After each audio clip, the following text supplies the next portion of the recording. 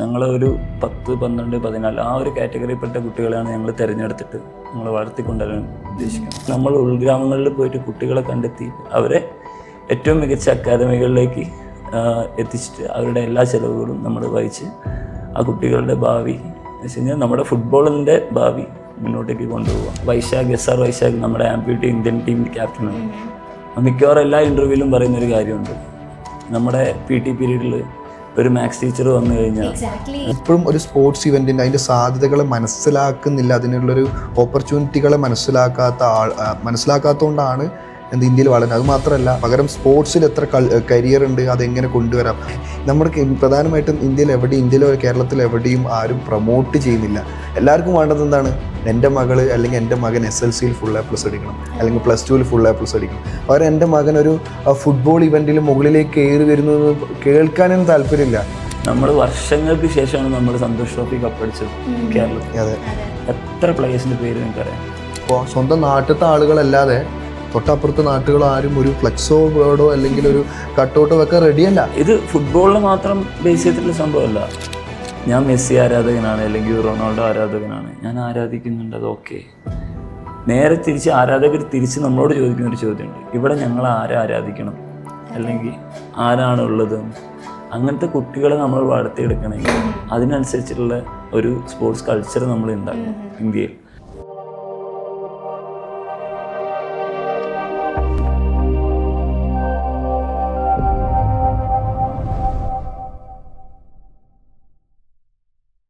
Hi, my name is Kirti Prasad and welcome to CO Square Unplugged. ലോകത്തിലുള്ള ഏറ്റവും കൂടുതൽ ആൾക്കാർ ഇഷ്ടപ്പെട്ട് കാണുന്ന അല്ലെങ്കിൽ ഏറ്റവും കൂടുതൽ ആൾക്കാർ ഇഷ്ടപ്പെടുന്ന ഒരു സ്പോർട്സ് ഐറ്റമാണ് ഫുട്ബോൾ എന്ന് പറയുന്നത്. ഇന്ത്യൻ ഫുട്ബോളിനെ ഇവിടെ മാത്രം ഒതുക്കിക്കൂടാണ്ട് ലോകത്തിൻ്റെ നെറുകയിലെത്തിക്കാൻ അല്ലെങ്കിൽ ഗ്ലോബലി ഇന്ത്യൻ ഫുട്ബോളിനെ കൊണ്ടുവരാൻ ഇറങ്ങിത്തിരിച്ചിരിക്കുന്ന 2 ആൾക്കാരാണ് ഇന്ന് CO Square Unpluggedൻ്റെ വേദിയിലിരിക്കുന്നത്. Hi Sarath and Abid, welcome to CO Square Unplugged. Thank you Keerthi. Okay, നമ്മൾ മുന്നേ സംസാരിച്ചിട്ടുള്ള ആൾക്കാരാണ്, എനിക്ക് അറിയാം നിങ്ങൾ ആരാന്ന്. പക്ഷേ നമ്മുടെ CO Square പോഡ്കാസ്റ്റ് എപ്പോഴും തുടങ്ങുന്നത് ഹൂ എന്നുള്ള ക്വസ്റ്റ്യനിലാണ്. അപ്പോൾ who is Sharath, who is Abid? Hi, ഞാൻ ശരത്. ഞാൻ ഒരു പ്രൊഫഷണൽ ഫുട്ബോൾ പ്ലെയർ ആയിരുന്നു. കോഴിക്കോട് സ്വദേശിയാണ്. ഇപ്പോൾ വാവ് ഫൗണ്ടേഷൻ എന്ന് പറഞ്ഞിട്ടുള്ള ഒരു ട്രസ്റ്റ് രൂപീകരിച്ചിട്ട് അതിൻ്റെ ഒരു ഫൗണ്ടറായിട്ട് നമ്മുടെ ഫുട്ബോളിനെ വളർത്താൻ വേണ്ടി ശ്രമിച്ചുകൊണ്ടിരിക്കുന്നു. ഹായ് കീർത്തി, ഞാൻ ആബിദ്. പാലക്കാടാണ് വീട്. ഇപ്പോൾ വാവ് ഫൗണ്ടേഷൻ്റെ CEO ആയിട്ട് വർക്ക് ചെയ്യുന്നു. ഞാൻ പഠിച്ചതൊക്കെ പാലക്കാട് തന്നെയാണ്. പാലക്കാടും വയനാടൊക്കെ ആയിട്ടാണ് പഠിച്ചത്. ഇപ്പോഴും പഠിച്ചുകൊണ്ടിരിക്കുന്നു. 2ാമത്തെ PG ചെയ്തുകൊണ്ടിരിക്കുന്നു മണ്ണാർക്കാട് MES കോളേജിൽ. അവിടുത്തെ യൂണിയൻ ചെയർമാനൊക്കെയാണ്. ഓക്കെ, അപ്പോൾ ഈ ഫുട്ബോളിൽ തുടക്കം മുതലേ എനിക്കൊരു പാഷനായിരുന്നു. ഫുട്ബോളിൽ എൻ്റെ നാട്ടിൽ തന്നെ ഒരുപാട് ആളുകൾ കളിച്ച് വരുന്നത് കണ്ട് അല്ലെങ്കിൽ എന്തെങ്കിലും ചെയ്യണം, അല്ലെങ്കിൽ എന്തെങ്കിലും സൊസൈറ്റിക്ക് വേണ്ടി ചെയ്യണം എന്നുള്ളൊരു ഇതിലാണ് ഇപ്പോൾ ഈ ഒരു ഫീൽഡിലേക്ക് കടന്നു വന്ന് ഇങ്ങനെ ഒരു മാറ്റത്തിന് വേണ്ടി പ്രയത്നിക്കുന്നത്. ഓക്കെ, നിങ്ങളുടെ 2 പേരുടെയും ആൻസറിലുള്ള ഒരു മെയിൻ വേർഡാണ് wow foundation. What is wow foundation? Wow foundation എന്ന് പറഞ്ഞു കഴിഞ്ഞാൽ നമുക്ക് ഇപ്പോൾ ഒരുപാട് അക്കാദമികളും ഒരുപാട് ഫുട്ബോൾ റിലേറ്റഡ് ആയിട്ടുള്ള പല സംഭവങ്ങളും ഇപ്പോൾ നടന്നുകൊണ്ടിരിക്കുന്നുണ്ട്. ഫുട്ബോൾ ഡെവലപ്പ് ചെയ്തുകൊണ്ടിരിക്കുകയാണ്. അപ്പോൾ നമ്മൾ മറന്നു പോകുന്നൊരു കാര്യമുണ്ട്, നമ്മുടെ ഉൾഗ്രാമങ്ങളിലുള്ള കുട്ടികൾ. ഇപ്പം ഒരു IM വിജയൻ അല്ലെങ്കിൽ NP പ്രദീപ്, ഇപ്പം നമ്മുടെ കേരളത്തിലുള്ളതാണ് ഞാൻ പറയുന്നത്. അങ്ങനത്തെ ഒരു സാധാരണക്കാരായ ആൾക്കാരാണ് നമുക്ക് ഇന്ത്യക്ക് വേണ്ടിയിട്ട് ലെജൻസ് ആയിട്ടുണ്ടായിരുന്നത്. പിന്നെ മുൻകാലത്ത് ലെജൻസ് ആയിട്ടുണ്ടായിരുന്നു. അപ്പോൾ അങ്ങനെയുള്ള ആൾക്കാർ ഇനി മുന്നോട്ടേക്ക് വരണമെങ്കിൽ ഫിനാൻഷ്യലി അവർ സ്റ്റേബിൾ ആയിട്ടുള്ളൊരു ഫാമിലിയിൽ നിന്നുള്ള ഒരു ആൾക്കാർക്ക് ഇപ്പം നമ്മുടെ അക്കാദമികളിലേക്കും അങ്ങനത്തെ സ്ഥലത്തേക്കൊക്കെ പോകണമെങ്കിൽ മിനിമം ഒരു 500 രൂപയെങ്കിലും ഫീസ് കൊടുക്കേണ്ടി വരും. അപ്പോൾ ഞങ്ങൾ ആലോചിച്ചപ്പോൾ മീൻസ് ഒരു നിധി കണ്ടെത്തണമെങ്കിൽ നമ്മൾ വീട്ടിലേക്ക് കയറി വരില്ല, നമ്മളായിട്ട് പോയി തേടി പിടിക്കണം. അപ്പോൾ നമ്മൾ അതിന് വേണ്ടിയിട്ടുള്ളൊരു ട്രഷർ ഹണ്ട് എന്ന് പറയാം. എന്നുവെച്ചാൽ നമ്മൾ ഉൾഗ്രാമങ്ങളിൽ പോയിട്ട് കുട്ടികളെ കണ്ടെത്തി അവരെ ഏറ്റവും മികച്ച അക്കാദമികളിലേക്ക് എത്തിച്ചിട്ട് അവരുടെ എല്ലാ ചിലവുകളും നമ്മൾ വഹിച്ച് ആ കുട്ടികളുടെ ഭാവി എന്ന് വെച്ച് കഴിഞ്ഞാൽ നമ്മുടെ ഫുട്ബോളിൻ്റെ ഭാവി മുന്നോട്ടേക്ക് കൊണ്ടുപോകാം, അല്ലെങ്കിൽ അത്രയും ഒന്ന് ഹൈപ്പിലേക്ക് കൊണ്ടുപോകാം. അതാണ് ഈ വാവ് ഫൗണ്ടേഷൻ്റെ ലക്ഷ്യം. ശരത്തേട്ടൻ എന്ന് പറയുന്നത് ഇപ്പോൾ ജോലി ചെയ്തുകൊണ്ടിരിക്കുന്ന ഒരാളാണ്, സെപ്പറേറ്റ് ഒരു ജോലിയുണ്ട്. ആബിദ് എന്ന് പറയുന്ന ആൾ ഹീ ഈസ് 22 years old, ഒരു സ്റ്റുഡൻ്റാണ്. നിങ്ങൾ രണ്ടുപേരും എങ്ങനെയാണ് ഈ ഫുട്ബോൾ എന്നുള്ളൊരു ലൈക്ക് നിങ്ങൾക്ക് എന്തും ചെയ്യാമായിരുന്നു, ബിസിനസ് എന്ന് ആലോചിക്കുന്ന സമയത്ത് നിങ്ങൾക്ക് എന്ത് കാര്യം വേണമെങ്കിലും ആലോചിക്കായിരുന്നു. എന്തുകൊണ്ട് ഫുട്ബോളിന് വേണ്ടിയിട്ടൊരു ട്രസ്റ്റ്, അതും NGO ആണ്, നിങ്ങൾ ഇങ്ങോട്ടേക്കൊന്നും എക്സ്പെക്ട് ചെയ്യുന്നില്ല. ഇപ്പോഴത്തെ കാലത്ത് അങ്ങോട്ടേക്ക് എന്തെങ്കിലും കൊടുക്കുന്ന സമയത്ത് നമ്മൾ എന്തെങ്കിലും ഇങ്ങോട്ട് തിരിച്ച് എക്സ്പെക്ട് ചെയ്യും. അങ്ങനെ ഒരു കാര്യം എക്സ്പെക്ട് ചെയ്യാണ്ട് നിങ്ങൾ എങ്ങനെയാണ് ഒരു ട്രസ്റ്റ് അതും ഫുട്ബോളിന് വേണ്ടി സ്റ്റാർട്ട് ചെയ്യുന്നത്? നമുക്കിപ്പോൾ ഒരു അക്കാദമി വേണമെങ്കിൽ തുടങ്ങാം. മീൻസ് ഞാൻ ഒരു പ്രൊഫഷണൽ ഫുട്ബോൾ പ്ലെയർ ആയിരുന്നു, അല്ലെങ്കിൽ ഒരു ലൈസൻസ്ഡ് കോച്ചാണ്. ഇപ്പോൾ എനിക്ക് എക്സ്പീരിയൻസ് വൈസ് നോക്കുകയാണെങ്കിൽ ഞാൻ കുറച്ച് ക്ലബ്ബുകൾക്ക് കളിച്ചിട്ടുണ്ട്. ഇന്ത്യയിൽ പ്രൊഫഷണലായിട്ട് കുറേ ഏകദേശം ഒരു 8-10 വർഷത്തോളം ഞാൻ പ്രൊഫഷണലായിട്ട് കളിച്ചിട്ടുണ്ട്. അപ്പോൾ എനിക്ക് ഒരു അക്കാദമി തുടങ്ങാവുന്നേ ഉള്ളൂ. എനിക്കൊരു കുട്ടിയുടെ കയ്യിൽ നിന്ന് 1,000 രൂപ വെച്ച് പിരിക്കുകയാണെങ്കിൽ എനിക്ക് ഒരു മാസം 100 കുട്ടികളുണ്ടെങ്കിൽ എനിക്ക് 1,00,000 രൂപ വരുമാനമാവും. എനിക്ക് അങ്ങനെ ചെയ്യാം, അങ്ങനെ വേണമെങ്കിൽ തീരുമാനിക്കാം. ഫിനാൻഷ്യലി എനിക്ക് അപ്ഗ്രേഡ് കിട്ടണമെങ്കിൽ എനിക്ക് അങ്ങനെ ചെയ്യാം. പക്ഷേ നമ്മൾ അപ്പോൾ ഒരു കാര്യം മനസ്സിലാക്കുന്നത് വെച്ച് കഴിഞ്ഞാൽ അതിൽ ഫുട്ബോൾ ഡെവലപ്പ് ആവില്ല, ഞാൻ ഡെവലപ്പ് ആവുമായിരിക്കും. എൻ്റെ പേഴ്സണൽ ഞാൻ ചിലപ്പോൾ ഒരു വീടോ കാര്യങ്ങളോ അല്ലെങ്കിൽ ഒരു അത്യാവശ്യം നല്ല രീതിയിലുള്ള കാറും അങ്ങനെ സെറ്റ് ആകുമായിരിക്കും. പക്ഷേ ഞാൻ വളർന്നു വന്ന സാഹചര്യം അങ്ങനെയല്ല. ഇപ്പം എൻ്റെ അച്ഛൻ ഓട്ടോ ഡ്രൈവറായിരുന്നു. ഞാൻ ബേസിക്കലി ഒരു ഹാൻഡിക്യാപ്ഡ് ആയിട്ടുള്ള ഒരാളായിരുന്നു.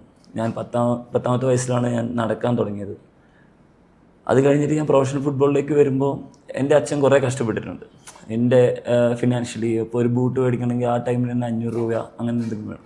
അപ്പം നമ്മുടെ ആ ടൈമിലൊക്കെ ഒരു ഓട്ടോ ഓടിച്ചിട്ട് ഒരാൾക്ക് 500 രൂപ ഉണ്ടാക്കണം, മിനിമം 2 ദിവസം പണിയെടുക്കണം.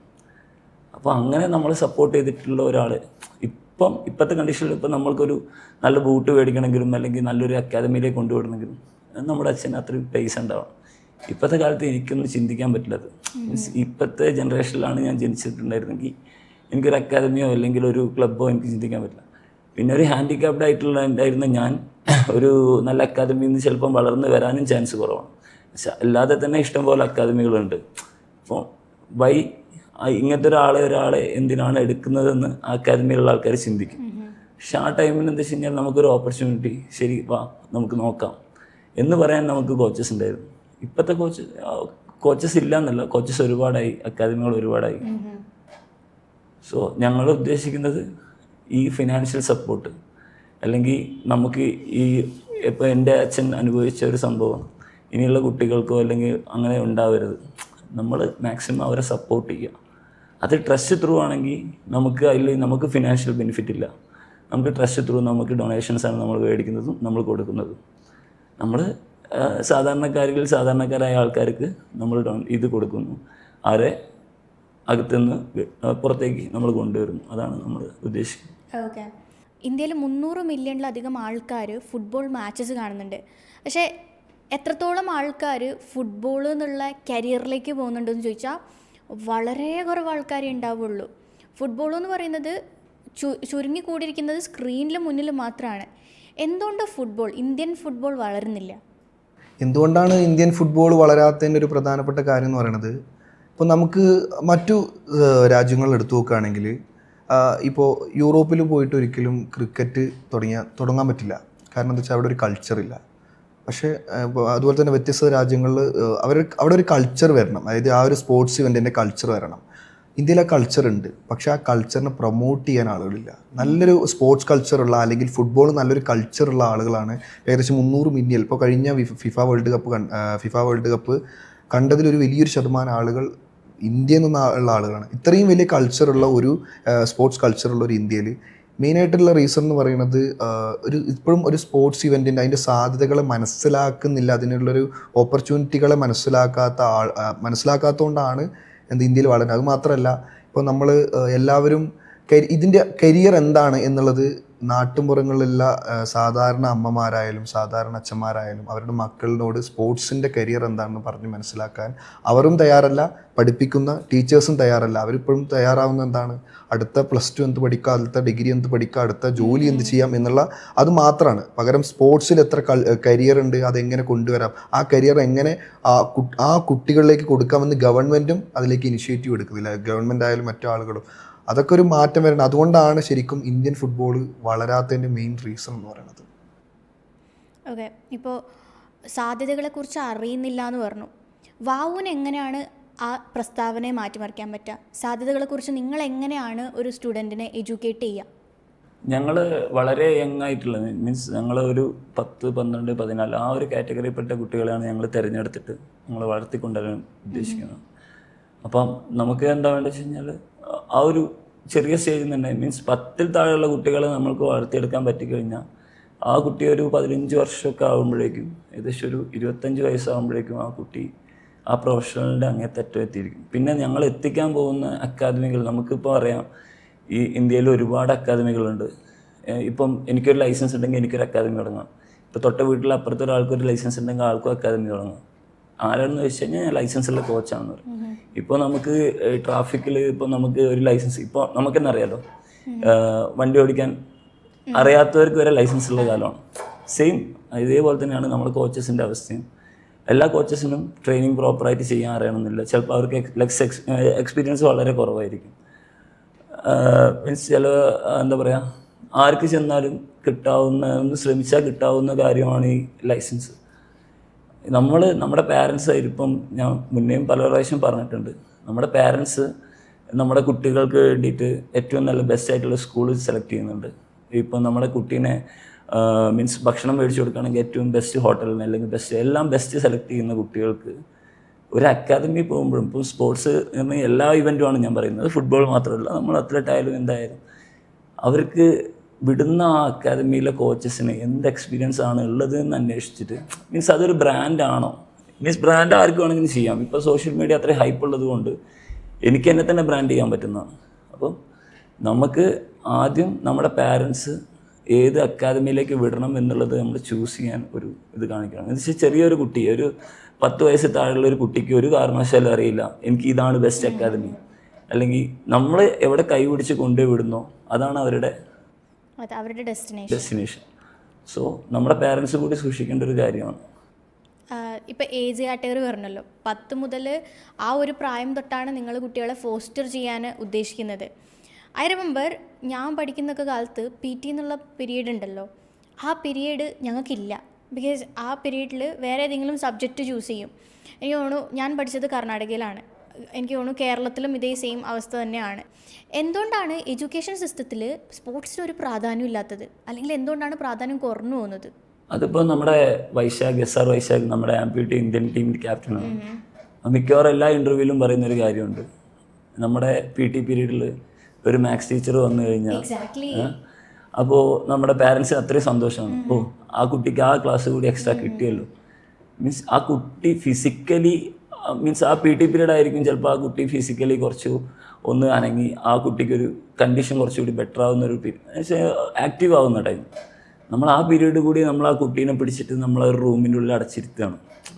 പുറത്തേക്ക് മീൻസ് നമ്മുടെ ലോകം ഇപ്പം ചുരുങ്ങിയിട്ട് ഇപ്പോൾ ഒരു 1 ഹവറിൻ്റെ വീഡിയോ കണ്ടുകൊണ്ടിരുന്ന ഒരാൾ ഇപ്പം ചുരുക്കിയിട്ട് ഒരു റീലിൽ ഒതുങ്ങി. മീൻസ് ജസ്റ്റ് സ്വൈപ്പ് ചെയ്ത് അതും ഒരു റീല് മൊത്തമായിട്ട് കാണാനുള്ള ക്ഷമ പോലും ഇല്ലാതെ. അപ്പോൾ നമ്മൾ എന്ത് വെച്ച് കഴിഞ്ഞാൽ നമ്മുടെ കുട്ടികളെ നമ്മൾ ആ വലിയൊരു ലോകത്തുനിന്ന് ചുരുക്കി വീടിനുള്ളിൽ എത്തിച്ച് നമ്മൾ അതും ഒരു ക്ലാസ് റൂമിലേക്ക് അത്രയും കൺജസ്റ്റഡ് ആയിട്ടുള്ള ഒരു സ്ഥലത്ത് ഒതുക്കി തീർക്കണം. നമ്മൾ പുറത്തേക്ക് വിടുക, അവർ ഫ്ലൈ ചെയ്യട്ടെ, അവർ പുറത്തേക്ക് ഇറങ്ങട്ടെ. അത് അവർ വിടാത്തത് നമ്മുടെ പാരൻസിൻ്റെ ടീച്ചേഴ്സിൻ്റെ ഒക്കെ കുഴപ്പമായിട്ട് കാണുന്നുള്ളൂ, അല്ലാതെ. ഇപ്പോൾ ബേസിക്കലി ഇപ്പോൾ ഞാൻ പറയുകയാണെങ്കിൽ നമ്മളിപ്പോൾ ഈ ഒരു ബിഫോർ ഒരു 10 വർഷങ്ങൾക്ക് മുമ്പ് അല്ലെങ്കിൽ 10 വർഷങ്ങൾക്ക് ഈ ഒരു 10 വർഷമായിട്ടാണ് നമ്മൾ കേൾക്കാൻ തുടങ്ങിയ ഒരു വലിയൊരു വേർഡാണ് മെൻ്റൽ ഹെൽത്ത്. വലിയൊരു വേർഡാണ്. ഇപ്പോൾ അതിന് മുമ്പൊന്നും നമ്മൾ അത്ര വലിയ ഫെമിലിയർ അല്ല. ഇപ്പോൾ എപ്പോഴും സംസാരിച്ചുകൊണ്ടിരിക്കുന്ന മെൻ്റൽ ഹെൽത്ത് എന്തുകൊണ്ടായിരിക്കും വെച്ചാൽ ശരിക്കും ഇത് തന്നെയാണ് എല്ലാവരും ഇപ്പോൾ ഒരു കുട്ടി സ്കൂളിലേക്ക് പോയി പറയാൻ തുടങ്ങിയ എന്താണ്, പഠിക്ക് അല്ലെങ്കിൽ വൈകുന്നേരം വന്നാൽ പഠിക്ക്. ഈ കുട്ടിക്ക് പഠിത്തം അല്ലെങ്കിൽ ആ ഒരു പുസ്തകം അല്ലെങ്കിൽ ആ ഒരു സ്ക്രീൻ സ്പേസ് അല്ലാതെ വേറൊരു ആ കുട്ടിക്ക് റിലാക്സ് ആവാൻ, ആ കുട്ടിക്കൊന്ന് മനസ്സമാനത്തോടൊന്ന് ചിരിക്കാനൊരു സ്പേസ് ഇല്ല. ആ സ്പേസാണ് ശരിക്കും പറഞ്ഞ കളിക്കളങ്ങൾ എന്ന് പറയുന്നത്. ആ കുട്ടീൻ്റെ വ്യായാമങ്ങൾ, ആ കുട്ടിയുടെ ഫിസിക്കൽ ഹെൽത്ത് കുറച്ചുകൂടെ ബെറ്റർ ആവാൻ, ആ ഫിസിക്കൽ ഹെൽത്തിലൂടെ മെൻ്റൽ ഹെൽത്ത് ബെറ്റർ ആവാൻ കുറച്ചുകൂടെ പറ്റുന്നൊരു ഏരിയയാണ് സ്പോർട്സ് എന്ന് പറയുന്നത്. ആ സ്പോർട്സിൻ്റെ ആ ഒരു PT പീരീഡ് ഞാനൊക്കെ പഠിച്ച സമയത്ത് തന്നെയായിരുന്നു PT പീരീഡ്. ഞങ്ങൾക്ക് സ്കൂളിൽ PT പീരീഡ് സമയത്ത് ഒന്നില്ലെങ്കിൽ ഹിന്ദി മാഷ് വരും, അല്ലെങ്കിൽ കണക്ക് മാഷ് വരും, അല്ലെങ്കിൽ വേറെ ഏതെങ്കിലും ടീച്ചർമാർ വരും, വന്നിട്ട് ക്ലാസ് എടുക്കും. അതാണ് ഒരു മെജോറിറ്റി സ്കൂളുകളുടെ അവസ്ഥ. ഇപ്പോൾ ഒരു സ്കൂള് PT പീരീഡ് വിടുകയാണെന്ന് PT പീരീഡ് അലോ ചെയ്യാൻ തന്നെ വെക്കുക. PT പീരീഡ് അലോ ചെയ്താലും അവരെ ഗ്രൗണ്ടിലേക്ക് ഇറക്കി അങ്ങനെ വിടുകയാണ്. അതിന് പകരം അവർക്ക് എന്താണ് PT പീരീഡിൽ എന്ത് ചെയ്യാം? ഒരു എക്സസൈസ് ചെയ്യാനോ അല്ലെങ്കിൽ കുട്ടികൾക്ക് കൃത്യമായിട്ടുള്ള ഏതെങ്കിലും ഒരു ഇവൻറ്റ് ചെയ്യിപ്പിക്കാനോ കമ്പൽസറി ആയിട്ട് ഏതെങ്കിലും ഒരു ഇവൻറ്റ് ചെയ്യണമെന്നോ അങ്ങനെ അല്ലെങ്കിൽ അവർ ഫിസിക്കൽ ആക്ടിവിറ്റിയിൽ ഏർപ്പെടണമെന്നോ കമ്പൽസറി ആയിട്ട് പറയുന്നില്ല. അവർ ഫ്രീ ആയിട്ട് വിടുകയാണ്. നിങ്ങൾ PT പീരീഡ് എന്തോ ചെയ്തോളൂ. ആ രീതിക്ക് മാറുന്നുണ്ട്. അല്ലെങ്കിൽ ആ PT പീരീഡ് ഏതെങ്കിലും സബ്ജക്റ്റ് എടുക്കുന്ന രീതിക്ക് മാറുന്നുണ്ട്. അതുകൊണ്ട് തന്നെയാണ് കുട്ടികൾ ഈ അടുത്തായിട്ട് മെൻ്റലി ഡൗൺ ആയിക്കൊണ്ട് കുട്ടികൾ ഒരിക്കലും ഇത് സ്പോർട്സ്മാൻമാരുടെ ഒരു പ്രത്യേകതയാണ് എന്ത് ഈ തോറ്റ് കഴിഞ്ഞാൽ അതിന് അടുത്തതിൽ വിജയിക്കാൻ ഞാൻ അടുത്തതിൽ വിജയിക്കും എന്ന് കടന്നു വരാനുള്ളൊരു പവർ അല്ലെങ്കിൽ അതിനെ ഈ തോൽവികളെ മറികടക്കാനുള്ളൊരു പവർ സ്പോർട്സ്മാൻമാർക്കുണ്ട്. പക്ഷേ അതെ സ്പോർട്സ്മാൻ സ്പിരിറ്റിന്റെ ഒരു പ്രത്യേകത എന്ന് പറഞ്ഞു കഴിഞ്ഞാൽ മീൻസ് ഞങ്ങൾ ജയത്തിനേക്കാൾ കൂടുതൽ തോൽവികൾ അനുഭവിച്ച ആൾക്കാരാണ്. ഇപ്പോൾ ഇന്നൊരു വലിയൊരു ടൂർണമെൻറ്റ് ഞങ്ങൾ ജയിച്ചു, ശരി, കപ്പടിച്ചു. ഒരു നമുക്ക് അതിൻ്റെ ആഘോഷിക്കാവുന്നതിനൊരു പരിധിയുണ്ട്. മീൻസ് ഞങ്ങൾക്കൊരു ഒരാഴ്ച കഴിഞ്ഞാൽ ചിലപ്പോൾ അടുത്തൊരു കോമ്പറ്റീഷൻ ആയിരിക്കും. ചിലപ്പം അതിലും ഏറ്റവും ചെറിയ ടൂർണമെൻ്റ് ആയിരിക്കും. ഓപ്പണൻ്റ് ഏറ്റവും ചെറുതായിരിക്കും. അവരുടെ അടുത്ത് പോയി ഞങ്ങൾ തോൽക്കും. മീൻസ് ഞങ്ങൾ തോൽക്കാൻ റെഡിയാണ്, പക്ഷെ അടുത്ത ദിവസം ഞങ്ങൾ ജയിക്കാൻ വേണ്ടി ഫൈറ്റ് ചെയ്യും. എന്നുവെച്ചാൽ ഞങ്ങൾക്ക് അതുകൊണ്ടാണ് ഇപ്പം അതിൻ്റെ ഏറ്റവും വലിയൊരു ഉദാഹരണമാണ് നമ്മുടെ ഇപ്പോൾ 10-15 വയസ്സുള്ള കുട്ടികളൊക്കെ സൂയിസൈഡ് ചെയ്തുകൊണ്ടിരിക്കുകയാണ്. മീൻസ് അത് ഈ സ്പോർട്സ്മാൻ സ്പിരിറ്റോ അങ്ങനത്തെ വിഷയമൊന്നുമല്ല. ഈ സ്പോർട്സ് എന്ന് പറയുന്ന സംഭവത്തിലേക്ക് നമുക്ക് ഇറക്കി വിട്ടാൽ തന്നെ നമ്മൾ ഫിസിക്കലി മാത്രമല്ല മെൻ്റലി നമ്മൾ ഓക്കെയാണ്. സ്പോർട്സ്മാൻ സ്പിരിറ്റ് ശരിക്കും ഒരു കുട്ടികളുടെ ഇടയിൽ ഇല്ലാത്തതിൻ്റെ ഒരു പ്രധാന റീസണാണ്.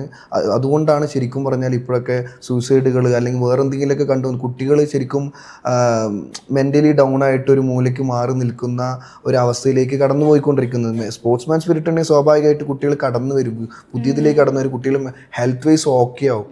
അത് മനസ്സിലാക്കാനുള്ള ഒരു ചിന്ത അല്ലെങ്കിൽ ഒരു ചിന്ത അങ്ങോട്ട് പോകാൻ ശരിക്കും കുട്ടികളല്ല ശ്രമിക്കേണ്ടത്. ഒന്നില്ലെങ്കിൽ പേരൻസ് ശ്രമിക്കണം, അല്ലെങ്കിൽ ടീച്ചേഴ്സ് ശ്രമിക്കണം. ഈ രണ്ടിലൊരാൾ ശ്രമിച്ചാലാണ് ശരിക്കും പറഞ്ഞാൽ കുട്ടികൾ ഈ ഒതുങ്ങി നിൽക്കുന്ന കുട്ടികൾ, ഇമോഷണലി വീക്കായി നിൽക്കുന്ന കുട്ടികളെ മാറ്റിയെടുക്കാൻ ഈ രണ്ട് വിഭാഗം വിചാരിച്ചാൽ നടക്കും. അതിനെന്ത് ചെയ്യണം? സ്പോർട്സിന് ഒരു ശതമാനം എന്ത് ചെയ്യണം? സ്പോർട്സിന് വേണ്ടി മാറ്റി കൊടുക്കണം. അല്ലെങ്കിൽ ഒരു ചെറിയ ടൈം ഓരോ ദിവസം സ്പോർട്സിനോ അല്ലെങ്കിൽ ഫിസിക്കൽ ആക്ടിവിറ്റീന് വേണ്ടിയിട്ട് സമയം മാറ്റിവെക്കുക തന്നെ വേണം. അത് ഈ ഇന്ത്യയിലല്ല, നമ്മുടെ പ്രധാനമായിട്ടും ഇന്ത്യയിലോ കേരളത്തിലോ എവിടെയും ആരും പ്രൊമോട്ട് ചെയ്യുന്നില്ല. എല്ലാവർക്കും വേണ്ടത് എന്താണ്? എൻ്റെ മകൾ അല്ലെങ്കിൽ എൻ്റെ മകൻ SLCയിൽ ഫുൾ A+ അടിക്കണം, അല്ലെങ്കിൽ +2 ഫുൾ A+ അടിക്കണം. പകരം എൻ്റെ മകൻ ഒരു ഫുട്ബോൾ ഇവൻറ്റിൽ മുകളിലേക്ക് കയറി വരുന്നു കേൾക്കാനൊന്നും താല്പര്യമില്ല. ഒരു കുട്ടിക്ക് ഇപ്പോൾ ഒരു പഠിക്കുന്നൊരു വല്ല പുസ്തകമോ അല്ലെങ്കിൽ വേറെ എന്തെങ്കിലും ഐറ്റം ഒരു 5000-10,000 ആണെങ്കിൽ അത് വാങ്ങിക്കൊടുക്കാൻ റെഡിയാണ്. പക്ഷെ കേവലം ഒരു 1000-800 രൂപയുള്ള ബൂട്ട് വാങ്ങിക്കൊടുത്ത് കുട്ടിയെ പന്ത് തട്ടാൻ വിടാൻ ആളുകൾ തയ്യാറല്ല. അതിന് പൈസ അല്ല, അത് കാരണം അത് വെറുതെയാണ്, അതുകൊണ്ടൊന്നും കാര്യമില്ല എന്നൊരു തോട്ടാണ് ആളുകളുടെ ഇടയിൽ. അതിലൊരു വിഷയമുണ്ട് എന്ന് വെച്ച് കഴിഞ്ഞാൽ എല്ലാ പേരൻസും വിചാരിക്കുന്നത് ഇപ്പം എൻ്റെ കുട്ടി എഞ്ചിനീയറിങ് കഴിഞ്ഞാൽ എഞ്ചിനീയറായി സെറ്റിൽഡായി, MBBS കഴിഞ്ഞാൽ ഡോക്ടറായി സെറ്റിലായി. അപ്പം നമ്മൾ എഡ്യൂക്കേഷൻ സിസ്റ്റത്തിൽ കൂടെ മാത്രമേ നമുക്ക് ഒരു സ്ഥിരതയുള്ളൂ അല്ലെങ്കിൽ നമുക്കൊരു സ്റ്റെബിലിറ്റി ഉള്ളൂ എന്ന് ചിന്തിക്കുന്നതാണ് നമ്മുടെ മിസ്റ്റേക്ക്. സ്പോർട്സ് ഇവൻ്റ് എന്ന് പറഞ്ഞാൽ ഇപ്പം എനിക്കറിയാവുന്ന സ്പോർട്സ് ഫുട്ബോളാണ്. ആ ഫുട്ബോളിൽ തന്നെ 10-35 പ്ലെയേഴ്സ് നമുക്ക് സൈൻ ചെയ്യണം.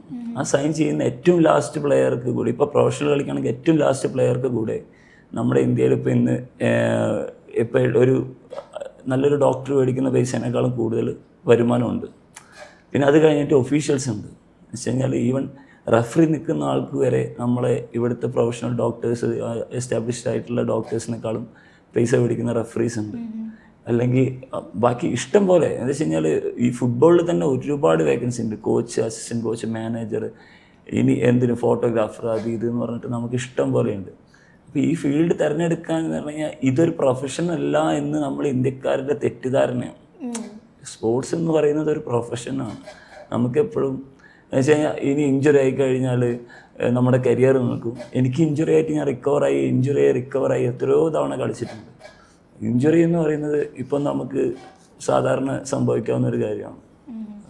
അതുപോലെ തന്നെയാണ് ഇപ്പോൾ നമ്മുടെ നാട്ടിലിപ്പോൾ എക്സാമ്പിൾ ഒരു നന്നായി വലിയ റാങ്കിങ്ങോട് കൂടി ഒരു എഞ്ചിനീയറിംഗ് പാസ്സായ ആൾ അല്ലെങ്കിൽ വേറെ എന്തെങ്കിലും പാസ്സായ ആളുകൾ, ആ പാസ്സായ ആളുകൾ ഒരു വേദിയിൽ ഒരുമിച്ച് കൂടാണ് കരുതുക. ആ ഒരു വേദിയിൽ നല്ല ഒരു BTechോ അല്ലെങ്കിൽ MBA അല്ലെങ്കിൽ എന്തെങ്കിലും ഫസ്റ്റ് റാങ്കോട് കൂടി ജയിച്ചൊരു കുട്ടി ഇവിടെ നിൽക്കുകയാണ്. ഇപ്പുറത്ത് നമ്മുടെ സുനിൽ ഛേത്രിയോ അല്ലെങ്കിൽ സഹൽ അബ്ദുൽ സമദോ ആരും നിൽക്കുകയാണ്. ആർക്കായിരിക്കും കൂടുതൽ ആരാധകർ അല്ലെങ്കിൽ കയ്യടി വാങ്ങാൻ കഴിയുക? ഒബ്വിയസ്ലി അങ്ങനത്തെ ഒരു ഏരിയ ഉണ്ട്. നമുക്ക് വലിയൊരു ബ്രാൻഡിങ് ആണ് സ്പോർട്സിലൂടെ കിട്ടാൻ പോകുന്നത്. അതുപോലെ തന്നെ ഇപ്പോൾ റൊണാൾഡോനെയൊക്കെ എടുത്ത് നോക്കിയാൽ തന്നെ റൊണാൾഡോ, മെസ്സി, നെയ്മറിനൊക്കെ എടുത്ത് നോക്കിയാൽ മണിക്കൂറുകൾക്ക് മില്യൺസ് ഓഫ് ഡോളേഴ്സാണ് വാങ്ങിക്കൊണ്ടിരിക്കുന്നത്. അത്രയും വലിയ കരിയർ ഓപ്പർച്യൂണിറ്റി, അത്രയും വലിയ ഇൻകം ഉള്ള ഒരു ഏരിയ ആണ്. മാത്രമല്ല ഇപ്പോൾ നമ്മൾ തന്നെ കേൾക്കുന്നുണ്ട് എയുടെ ഒരു കടന്നുവരവാണ്. എല്ലാ ജോലികളിലും എ കടന്നുകൊണ്ടിരിക്കുകയാണ്. എനിക്ക് ഉറപ്പാണ് ഒരു 20 അല്ലെങ്കിൽ 30 കൊല്ലങ്ങൾക്ക് ശേഷം ചിലപ്പോൾ ഇനി വരാൻ പോകുന്നത് ഏരിയ എന്ന് പറയുന്നത് ഫുട്ബോൾ അല്ലെങ്കിൽ ആർട്സ്, സ്പോർട്സ് അല്ലെങ്കിൽ ആർട്സ്, ഈ മേഖലയിലായിരിക്കും കൂടുതലും ജോബ് ഓപ്പർച്യൂണിറ്റീസ് ഉണ്ടാകും. ബാക്കി ഏരിയാസിലേക്ക് എ കടന്നു വരുന്നു എന്നാണ് ഇപ്പോൾ റിസർച്ചുകൾ പറഞ്ഞുകൊണ്ടിരിക്കും. ഇപ്പോൾ നമ്മുടെ കേരളത്തിൽ തന്നെ ഒരുപാട് സ്പോർട്സ് ഹബ്ബുകൾ തുടങ്ങാനുള്ള ഒരു പ്രോഗ്രാംസ് വിദേശത്തു നിന്ന് ഫണ്ടിങ്ങോടുകൂടി ഒരുപാട് ആളുകൾ തുടങ്ങിയിട്ടുണ്ട്. അപ്പോൾ കാരണം ഇതിലാണ് ഇനി കരിയർ ഉള്ളതെന്ന് മനസ്സിലാക്കി തുടങ്ങിയിട്ടുണ്ട്. അത് നമ്മൾ ഉൾക്കൊള്ളാൻ തയ്യാറാവണം, നമ്മൾ മലയാളികൾ ഉൾക്കൊള്ളാൻ തയ്യാറാവണം. അതെ, നേരത്തെ ഞാൻ ചോദിച്ച ആൻസറിന് വേറൊരു ക്വസ്റ്റ്യൻ എനിക്കിപ്പോൾ തോന്നിയത്, നമ്മളുടെ നാട്ടിൽ ഒരുപാട് അക്കാദമീസ് ഉണ്ട്, സ്പോർട്സ് അക്കാദമീസ് ഉണ്ട്, സ്പോർട്സ് കോട്ടകളുണ്ട്. പക്ഷേ ഈ സ്പോർട്സ് അക്കാദമികളിലും സ്പോർട്സ് കോട്ടകളിലും പഠിച്ചിറങ്ങിയ എത്ര ആൾക്കാർ പിന്നീട് സ്പോർട്സിലേക്ക് പോകുന്നുണ്ട്? വളരെ ചുരുക്കം ആൾക്കാരെ പോകുന്നുള്ളൂ. എന്തുകൊണ്ടാണ് അങ്ങനെ ഒരു ട്രെൻഡ് ഇവിടെ ഉള്ളത്? നമുക്ക് ഒരു സ്പോർട്സ് കോട്ട മീൻസ് നമ്മൾ സ്പോർട്സ് കോട്ടയിൽ നമ്മൾ പഠിച്ചിറങ്ങിക്കഴിഞ്ഞാൽ നമുക്ക് അടുത്തത് ലക്ഷ്യം ഒരു സ്പോർട്സ് കോട്ട ജോബായിരിക്കും. സ്വതവേ ഏതൊരു ഇന്ത്യക്കാരനും ആഗ്രഹിക്കുന്ന ഒരു സ്പോർട്സ് കോട്ട ജോബായിരിക്കും. ആ ജോബ് കിട്ടിക്കഴിഞ്ഞാൽ ഓട്ടോമാറ്റിക്കലി പുള്ളിയുടെ കരിയർ അവിടെ തീരുകയാണ്. മീൻസ് ചിലപ്പം ആ ജോലി കൊടുക്കുന്ന സ്ഥാപനം സപ്പോർട്ടീവ് ആവില്ല എന്ന് വെച്ച് കഴിഞ്ഞാൽ അത് പല പ്രൊഫഷണൽ പ്ലേയേഴ്സിനും അനുഭവം ഉള്ളതാണ്. എന്ന് വെച്ച് കഴിഞ്ഞാൽ അത് കഴിഞ്ഞ് പിന്നെ ചിലപ്പോൾ പ്രൊഫഷണലായിട്ട് കളിക്കാൻ പറ്റില്ല, ചിലപ്പോൾ പ്രൊഫഷണലി നമ്മളെ സപ്പോർട്ട് ചെയ്യില്ല, ചിലപ്പോൾ നമുക്ക് ജോബിന് നമുക്ക് ഓഫ് തരില്ല. അങ്ങനെ പല വിഷയങ്ങളുമുണ്ട്. അതിൽ ചിലപ്പം നമ്മുടെ ഇന്ത്യക്ക് വേണ്ടി ഒരു മെഡൽ നേടേണ്ട ഒരു താരത്തെ നമ്മൾ അവിടെ ഒരു സ്പോർട്സ് കോട്ട ജോബ് അല്ലെങ്കിൽ ഒരു സ്പോർട്സ് കോട്ടൻ്റെ അണ്ടറിൽ നമ്മളവിടെ തളച്ചിടുകയാണ്. അവർക്ക് കപ്പാസിറ്റി ഉള്ളിടത്തോളം കാലം രാജ്യത്തിന് വേണ്ടിയിട്ടും നാടിന് വേണ്ടിയിട്ടും അവർ കഷ്ടപ്പെടട്ടെ, എന്നിട്ട് അവർക്ക് ജോബ് കൊടുക്കും. എന്ന് വെച്ച് കഴിഞ്ഞാൽ 25 വയസ്സിൽ കൊടുക്കുന്ന ജോബാണ് സ്പോർട്സ് കോട്ട. 25 വയസ്സ് കഴിഞ്ഞാൽ പ്രായപരിധി കഴിഞ്ഞു എന്ന് പറഞ്ഞിട്ട് ആ സ്പോർട്സ് കോട്ട ജോബ് ഇല്ലാതെയൊക്കെയാണ്. അപ്പം നമ്മൾ ഒരു സ്പോർട്സ് കോട്ടയിൽ 25-ാമത്തെ വയസ്സിൽ ചിലപ്പോൾ അവൻ്റെ പീക്ക് സ്റ്റേജ് ആയിരിക്കും ആ 25 വയസ്സ്. ആ 25 വയസ്സിൽ അവന് ജോലി കിട്ടിയിട്ട് അവൻ പ്രാക്ടീസ് ചെയ്യാനുള്ള ഒരു ഇതും ഇല്ലാത്തൊരു സ്ഥലത്തായിരിക്കും ചിലപ്പോൾ ആ പുള്ളിക്ക് അവിടെ സ്പോർട്സ് കോട്ടയിൽ ജോബ് പോസ്റ്റ് ചെയ്തിട്ടുണ്ടാവുക. അവിടുന്ന് പ്രാക്ടീസ് സെക്ഷൻ ഉണ്ടാവില്ല, ഒന്നും ഉണ്ടാവില്ല. പുള്ളി അതോട് കൂടിയിട്ട് ഡൗൺ ആവുകയാണ്. ചിലപ്പോൾ നമ്മുടെ രാജ്യത്തിനൊരു മെഡൽ കൊണ്ടുവരാൻ കപ്പാസിറ്റി ഉള്ള ഒരു അത്ലറ്റോ അല്ലെങ്കിൽ അങ്ങനത്തെ ഒരാളായിരിക്കാം. അപ്പോൾ നമ്മൾ സ്പോർട്സ് കോട്ട ജോബ് കൊടുക്കുകയാണെങ്കിൽ എൻ്റെ അഭിപ്രായത്തിൽ ഒരു 35 വയസ്സിന് ശേഷം കൊടുത്തോട്ടെ. എന്ന് വെച്ച് കഴിഞ്ഞാൽ അവരുടെ ഒരു റിട്ടയർമെൻറ്റ് പീരീഡാണ്. രാജ്യത്തിന് വേണ്ടി അത്രയും കഷ്ടപ്പെട്ട ഒരാൾക്കാണല്ലോ സ്പോർട്സ് കോട്ട ജോബ് കൊടുക്കുക. അപ്പോൾ ആ ഒരു പീരീഡിന് കൊടുത്തു കഴിഞ്ഞാൽ അവരത് സന്തോഷത്തോടെ സ്വീകരിക്കുകയും ചെയ്യും.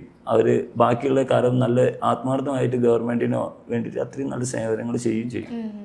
അതുപോലെ ശരത്തേട്ടാ, ഞാൻ ഇതിനിടയ്ക്ക് എനിക്ക് തോന്നുന്നു ലാസ്റ്റ് ഇയർ ആണെന്ന് തോന്നുന്നു, ഈ ഫുട്ബോൾ മാച്ചസ് ഭയങ്കര നെക്ക് ടു നെക്ക് നടന്നുകൊണ്ടിരിക്കുന്ന സമയത്ത് കേരളത്തിൽ മെസ്സിൻ്റെയും റൊണാൾഡോൻ്റെയും പേരിൽ ഫാൻസ് തമ്മിൽ അടിയായിരുന്നു.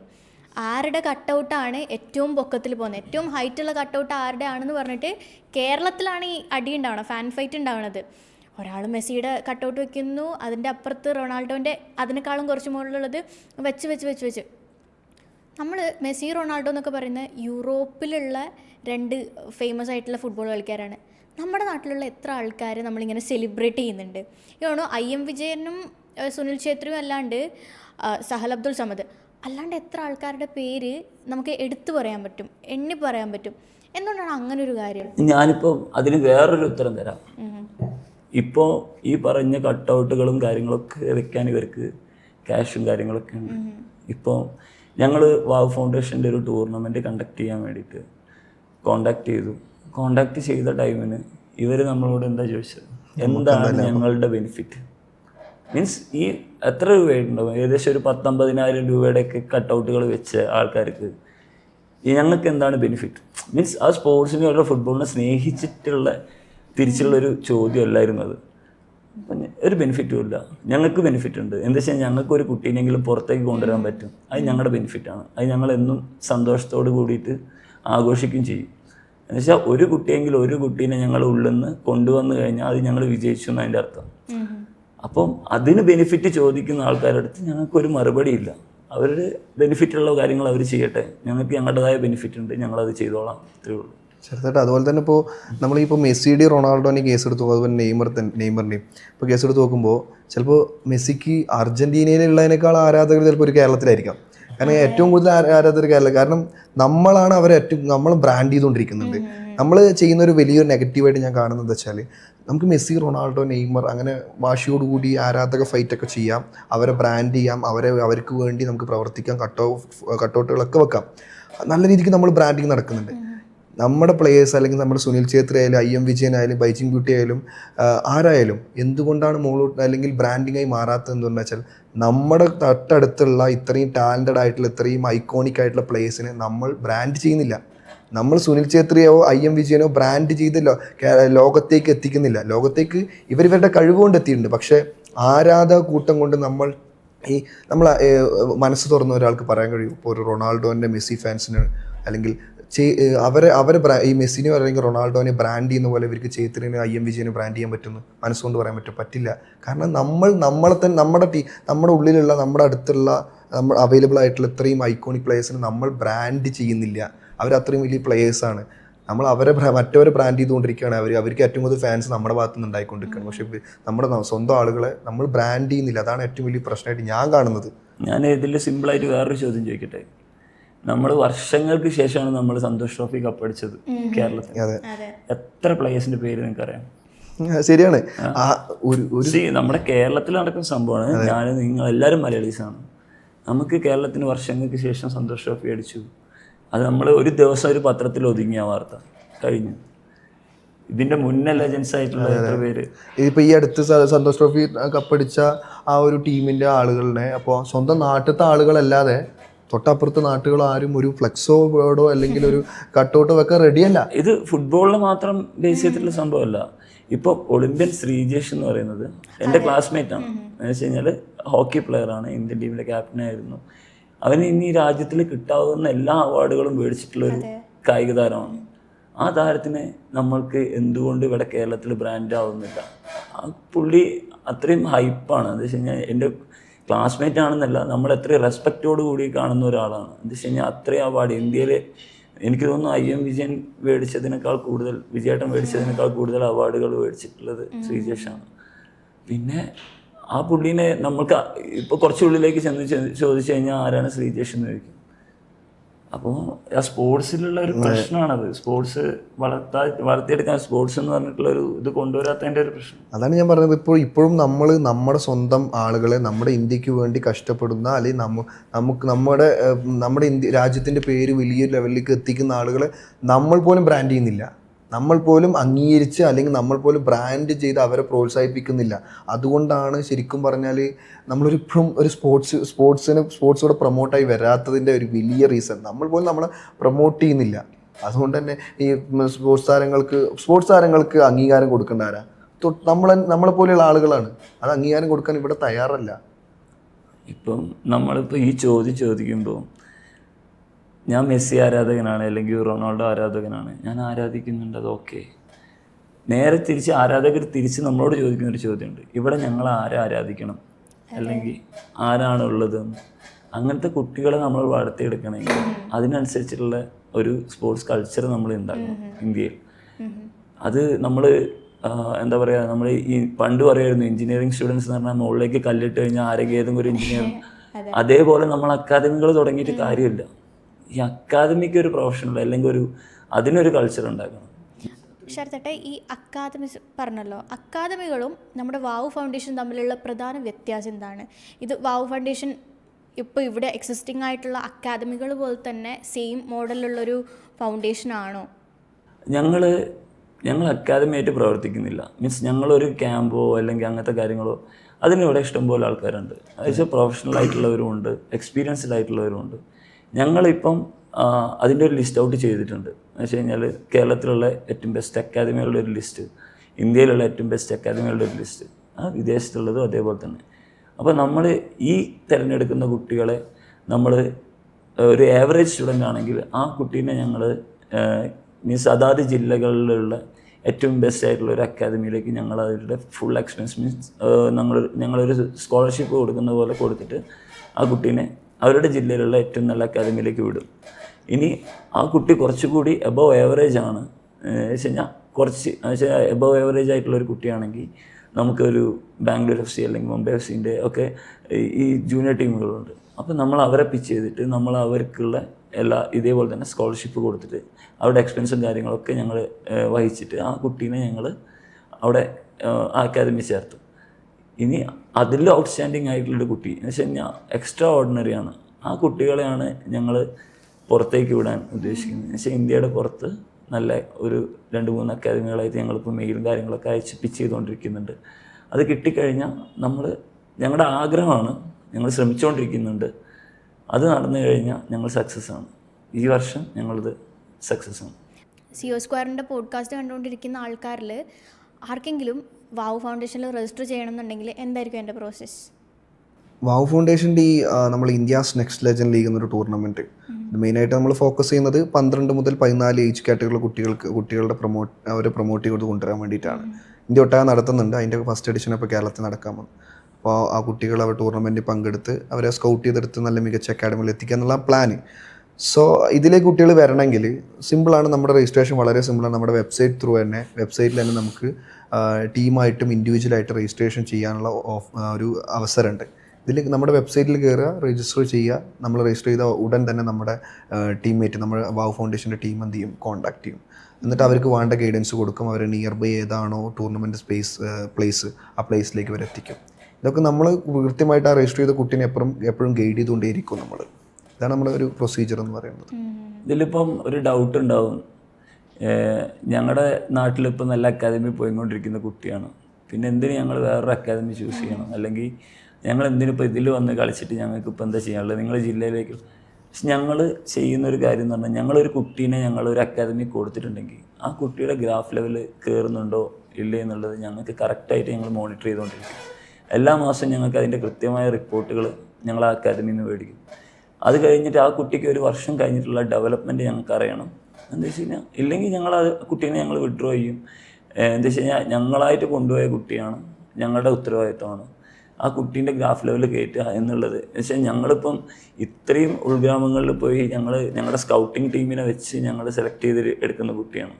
അപ്പം ഒരു കാരണവശാലും ആ കുട്ടി മോശമാവില്ല. അപ്പം മോശമല്ലാത്തൊരു കുട്ടി എന്തുകൊണ്ട് പിന്നെ ഡൗൺ ആയി എന്നുള്ളത് പറയേണ്ടത് ആ അക്കാദമിയായിരിക്കും. അപ്പോൾ ആ അക്കാദമീനെ ഞങ്ങൾ നല്ല രീതിക്ക് പ്രഷർ ചെയ്യും, അത് വേറെ കാര്യം. ഞങ്ങൾക്ക് അവരുടെ റിപ്പോർട്ടുകൾ കാര്യങ്ങളൊക്കെ ഞങ്ങൾ കറക്റ്റായിട്ട് മേടിക്കുന്നുണ്ട്. നമ്മൾ മന്ത്ലി അവർ റിവ്യൂ ചെയ്യും. മന്ത്ലി ഇപ്പോൾ ആ കുട്ടിയുടെ ഭാഗത്ത് നമ്മൾ ചോദിക്കും, കുട്ടിയുടെ ഭാഗത്ത് നമ്മൾ റിപ്പോർട്ട് ഇത് കാര്യങ്ങൾ ചോദിച്ചിട്ട് നമ്മൾ റിപ്പോർട്ട് ചെയ്യാൻ നോക്കും. പിന്നെ അക്കാഡമിൻ്റെ ഭാഗത്ത് നിന്ന് നോക്കും. മന്ത്ലി നമ്മൾ വാല്യുവേഷൻ ചെയ്തുകൊണ്ടേയിരിക്കും ഈ കുട്ടീൻ്റെ പ്രോഗ്രസ് ഉണ്ടോ, ഇല്ല പ്രോഗ്രസ് ഇല്ലെങ്കിൽ നമ്മൾ അടുത്ത വേറെ ഏതോ അനദർ ഓപ്ഷൻസിലേക്ക് മൂവ്. നമ്മളിപ്പോൾ ഒരു അക്കാഡമി ചൂസ് ചെയ്യുന്ന സമയത്ത് ഇപ്പോൾ ഇന്ത്യയുടെ മെയിൻ പ്രശ്നം ഞാൻ മനസ്സിലാക്കുന്ന ഒരു കാര്യം, നമ്മൾ കോമ്പറ്റേറ്റ് ചെയ്യുന്ന ഒരു ഏരിയയാണ്. നമ്മളിപ്പോഴും കോമ്പറ്റേറ്റ് ചെയ്യുന്നത് എന്താ, നമ്മളെക്കാൾ ഒന്ന് കൂടുതൽ അല്ലെങ്കിൽ ഒന്ന് കുറവ്. ഈ ഒരു ഏരിയാസ് ഓഫ് ആളുകളോടാണ് നമ്മൾ കോമ്പറ്റേറ്റ് ചെയ്യണത്. നമ്മുടെ ട്രെയിനിങ്സും അങ്ങനെയാണ്. ഈ ലെവലിലുള്ള ആളുകളോട് കോമ്പറ്റേറ്റ് ചെയ്യുന്ന രീതിക്കുള്ള ട്രെയിനിങ്സ് നമ്മൾ നമ്മുടെ നാട്ടിൽ പ്രൊവൈഡ് ചെയ്യുന്നുള്ളൂ. പക്ഷെ ഇതും കൊണ്ട് നമ്മൾ ഒരിക്കലും എന്ത് ചെയ്യാൻ പറ്റില്ല, ലാറ്റിൻ അമേരിക്കൻ രാജ്യങ്ങളോട് പോകാൻ പറ്റില്ല, യൂറോപ്യൻ രാജ്യങ്ങളുടെ അടുത്തേക്ക് പോകാൻ പറ്റില്ല. കാരണം അവരെന്ന് പറഞ്ഞാൽ നമ്മുടെ ബേസ് നോക്കുമ്പോൾ അവർ എത്രയോ മുകളിലാണ്. ഈ ലെവലിലുള്ള ട്രെയിനിങ്സ് നമുക്ക് ഈ ലെവലിലേക്ക് നമ്മുടെ ട്രെയിനിങ്സ് മൂവ് ചെയ്താലാണ് നമുക്ക് അവരപ്പോൾ കോമ്പറ്റേറ്റ് ചെയ്ത് കയറിയാൻ പറ്റുള്ളൂ. നമ്മൾ കോമ്പറ്റേറ്റേഴ്സിനെ മാറ്റും. നമ്മുടെ നോർമൽ കോമ്പറ്റേറ്റേഴ്സിനുള്ള ട്രെയിനിങ്സ് കൊടുത്തു കഴിഞ്ഞാൽ ഒരിക്കലും വളർന്നു വരാൻ പറ്റില്ല. അതുകൊണ്ട് തന്നെ അത്രയും ചെക്ക് ചെയ്തിട്ടാണ് ഒരു അക്കാഡമിയുടെ മൊത്തം കൾച്ചർ, ആ അക്കാദമിയുടെ കോച്ച്, അക്കാദമിയുടെ സിസ്റ്റം, അക്കാദമിയുടെ നമ്മുടെ പ്രീവിയസ് ആയിട്ടുള്ള എല്ലാ കാര്യങ്ങളും എല്ലാം A to Z നമ്മൾ കൃത്യമായിട്ട് റിവ്യൂ ചെയ്തിട്ടാണ് ഒരു കുട്ടിയെ അക്കാഡമിയിൽ എത്തിക്കുക. എന്നിട്ട് ആ കുട്ടിയുടെ ഗ്രാഫ് പൊങ്ങുന്നുണ്ടോ ഇല്ലയോ എന്നുള്ളത് പ്രോപ്പറായിട്ട് ചെക്ക് ചെയ്യും. ഒരു കുട്ടിക്ക് നമ്മൾ ഒരു സ്റ്റാഫിന് വെച്ചിരിക്കും. എന്നിട്ട് അതിനനുസരിച്ചാണ് നമ്മൾ മൂവ് ചെയ്തുകൊണ്ടിരിക്കുന്നത്. അതാണ് നമ്മുടെ total plan India's next legend ലീഗിൻ്റെ. ഓക്കെ, ഇത് കുറച്ചും കൂടി പേഴ്സണൽ ആയിട്ടുള്ളൊരു ക്വസ്റ്റ്യനാണ്. നമ്മളിങ്ങനെ സംസാരിക്കുന്ന സമയത്ത് നമ്മളിങ്ങനെ പറഞ്ഞൊരു കാര്യമാണ്, ശരത്തേട്ടൻ എന്തോ ഒരു ഐക്കോണിക് സാധനത്തിൻ്റെ ആദ്യത്തെ മെമ്പറായിരുന്നു കേരളത്തിലെയോ വിവാ കേരള അതെ. വിവാ കേരളയിലെ ആദ്യത്തെ ഇന്ത്യൻ മെമ്പർ അല്ലെങ്കിൽ മലയാളിയായിരുന്നു. Malayali goal keeper.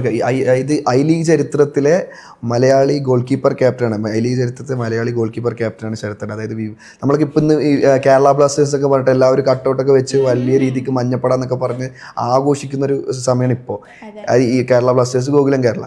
കുറച്ച് കാലങ്ങൾക്ക് മുമ്പ് എന്ന് പറഞ്ഞാൽ ഒരു ഏജ് കാറ്റഗറിയിലുള്ള ആളുകൾക്ക് അറിയാം, വിവാ കേരള എന്ന് പറഞ്ഞാൽ കേരളത്തിൻ്റെ അല്ലെങ്കിൽ സൗത്തിൻ്റെ ടീമായിരുന്നു. ആ ടീമിൻ്റെ അല്ല, ആ ടീമിൻ്റെ ക്യാപ്റ്റനുമായിരുന്നു ചരിത്രത്തിൽ ആദ്യത്തെ മലയാളി ഗോൾ കീപ്പർ ക്യാപ്റ്റനായിരുന്നു ശരത്തൻ. ചെറിയ പുള്ളിയൊന്നുമല്ല, പക്ഷേ വലിയ കാര്യമാണെന്നൊക്കെ. നമ്മുടെ വാവു ഫൗണ്ടേഷൻ്റെ ഫ്യൂച്ചർ ഗോൾസ് എന്താണ്? ഫ്യൂച്ചർ ഗോൾസ് എന്ന് പറഞ്ഞു കഴിഞ്ഞാൽ ഞങ്ങളുടെ ട്രസ്റ്റ് ബേസിക്കലി കോൺസെൻട്രേറ്റ് ചെയ്യുന്നത് ഈ ഫുട്ബോൾ ഡെവലപ്മെൻറ്റ് തന്നെയാണ്. അപ്പം ഞങ്ങൾ മാക്സിമം ഞങ്ങൾ ഈ ഇനിയും വയസ്സ് കുറഞ്ഞ കുട്ടികളെ, എന്ന് വെച്ചാൽ ഞങ്ങളുടെ ഫസ്റ്റ് സ്റ്റേജ് ആയതുകൊണ്ടാണ് ഞങ്ങൾ ഈ ഒരു ഏജ് കാറ്റഗറി വെച്ചത്. ഞങ്ങൾ ഇനി ചെറിയ കുട്ടികളിലേക്കാണ് പോകുന്നത്. 5-6 വയസ്സുള്ള കുട്ടികളെ നമ്മളെങ്ങനെ ഡെവലപ്പ് ചെയ്തെടുക്കാം, ഞങ്ങളതിൻ്റെ റിസർച്ചും കാര്യങ്ങളൊക്കെ നടത്താനുള്ളൊരു പ്ലാൻ മുന്നോട്ടേക്ക് വെച്ചിട്ടുണ്ട്. ഇനി അത് കഴിഞ്ഞിട്ട് നമുക്ക് പല പ്ലാനുകളുണ്ട്. പല പ്ലാനുകളിൽ പെട്ടതാണ് ഒന്ന് ഇത്. പിന്നെ രണ്ടാമത് നമുക്ക് പരിക്ക് പറ്റിയിട്ട് ഔട്ട്സ്റ്റാൻഡിങ് ആയിട്ട് കളിച്ചുകൊണ്ടിരുന്ന പല പ്ലെയേഴ്സും ഉണ്ട്. ഒരു കാലത്ത് രാജാക്കന്മാരായിട്ട് നടന്ന പ്ലെയേഴ്സാണ്. നമ്മൾ റോഡിലൊക്കെ പോകുമ്പോൾ കേൾക്കാം, പണ്ട് അവൻ്റെയൊക്കെ പോലെ ആരും കളിച്ചിട്ടില്ല, പക്ഷേ IM വിജയനൊക്കെ പോലെ ആവേണ്ട ഒരാളായിരുന്നു. ഇപ്പം ഒരു പരിക്കുമില്ല, പുള്ളിക്ക് ഇതപ്പോൾ ജീവിക്കാൻ വകയില്ലാതെ നടക്കുന്നു. ഞങ്ങൾ അങ്ങനെയുള്ള ആൾക്കാരെയും സപ്പോർട്ട് ചെയ്യാം എന്നാണ്. പക്ഷേ ഭാവിയിലെ പ്ലാനുകളാണ്, ഇപ്പോഴല്ല. ഇപ്പോൾ അതുകൊണ്ട് ആര് വിളിച്ചാലും ഞങ്ങൾക്കിപ്പം ഇതിനുള്ള ഫണ്ട് തന്നെ ഞങ്ങൾ സ്വരൂപിച്ച് ഇങ്ങനെ വരുന്നേ ഉള്ളൂ. അപ്പം ഭാവിയിൽ കുറേ ഇതുപോലെ ഞങ്ങൾക്ക് ഒരുപാട് പ്ലാനുകളുണ്ട്, ഇൻഫ്രാസ്ട്രക്ചർ എല്ലാം. ഞങ്ങളിപ്പോൾ അൾട്ടിമേറ്റ് ഗോൾ എന്ന് പറയുന്നത് ഒരു 10 അല്ലെങ്കിൽ 15 വർഷങ്ങൾക്ക് ശേഷം ഇന്ത്യ വേൾഡ് കപ്പ് കളിക്കാൻ പാകത്തിലുള്ള ഒരു ടീം ഉണ്ടാക്കാൻ ഒരു നല്ലൊരു പ്ലേയേഴ്സിനെ ഡെവലപ്പ് ചെയ്ത് കൊടുക്കുക എന്നുള്ളതാണ്.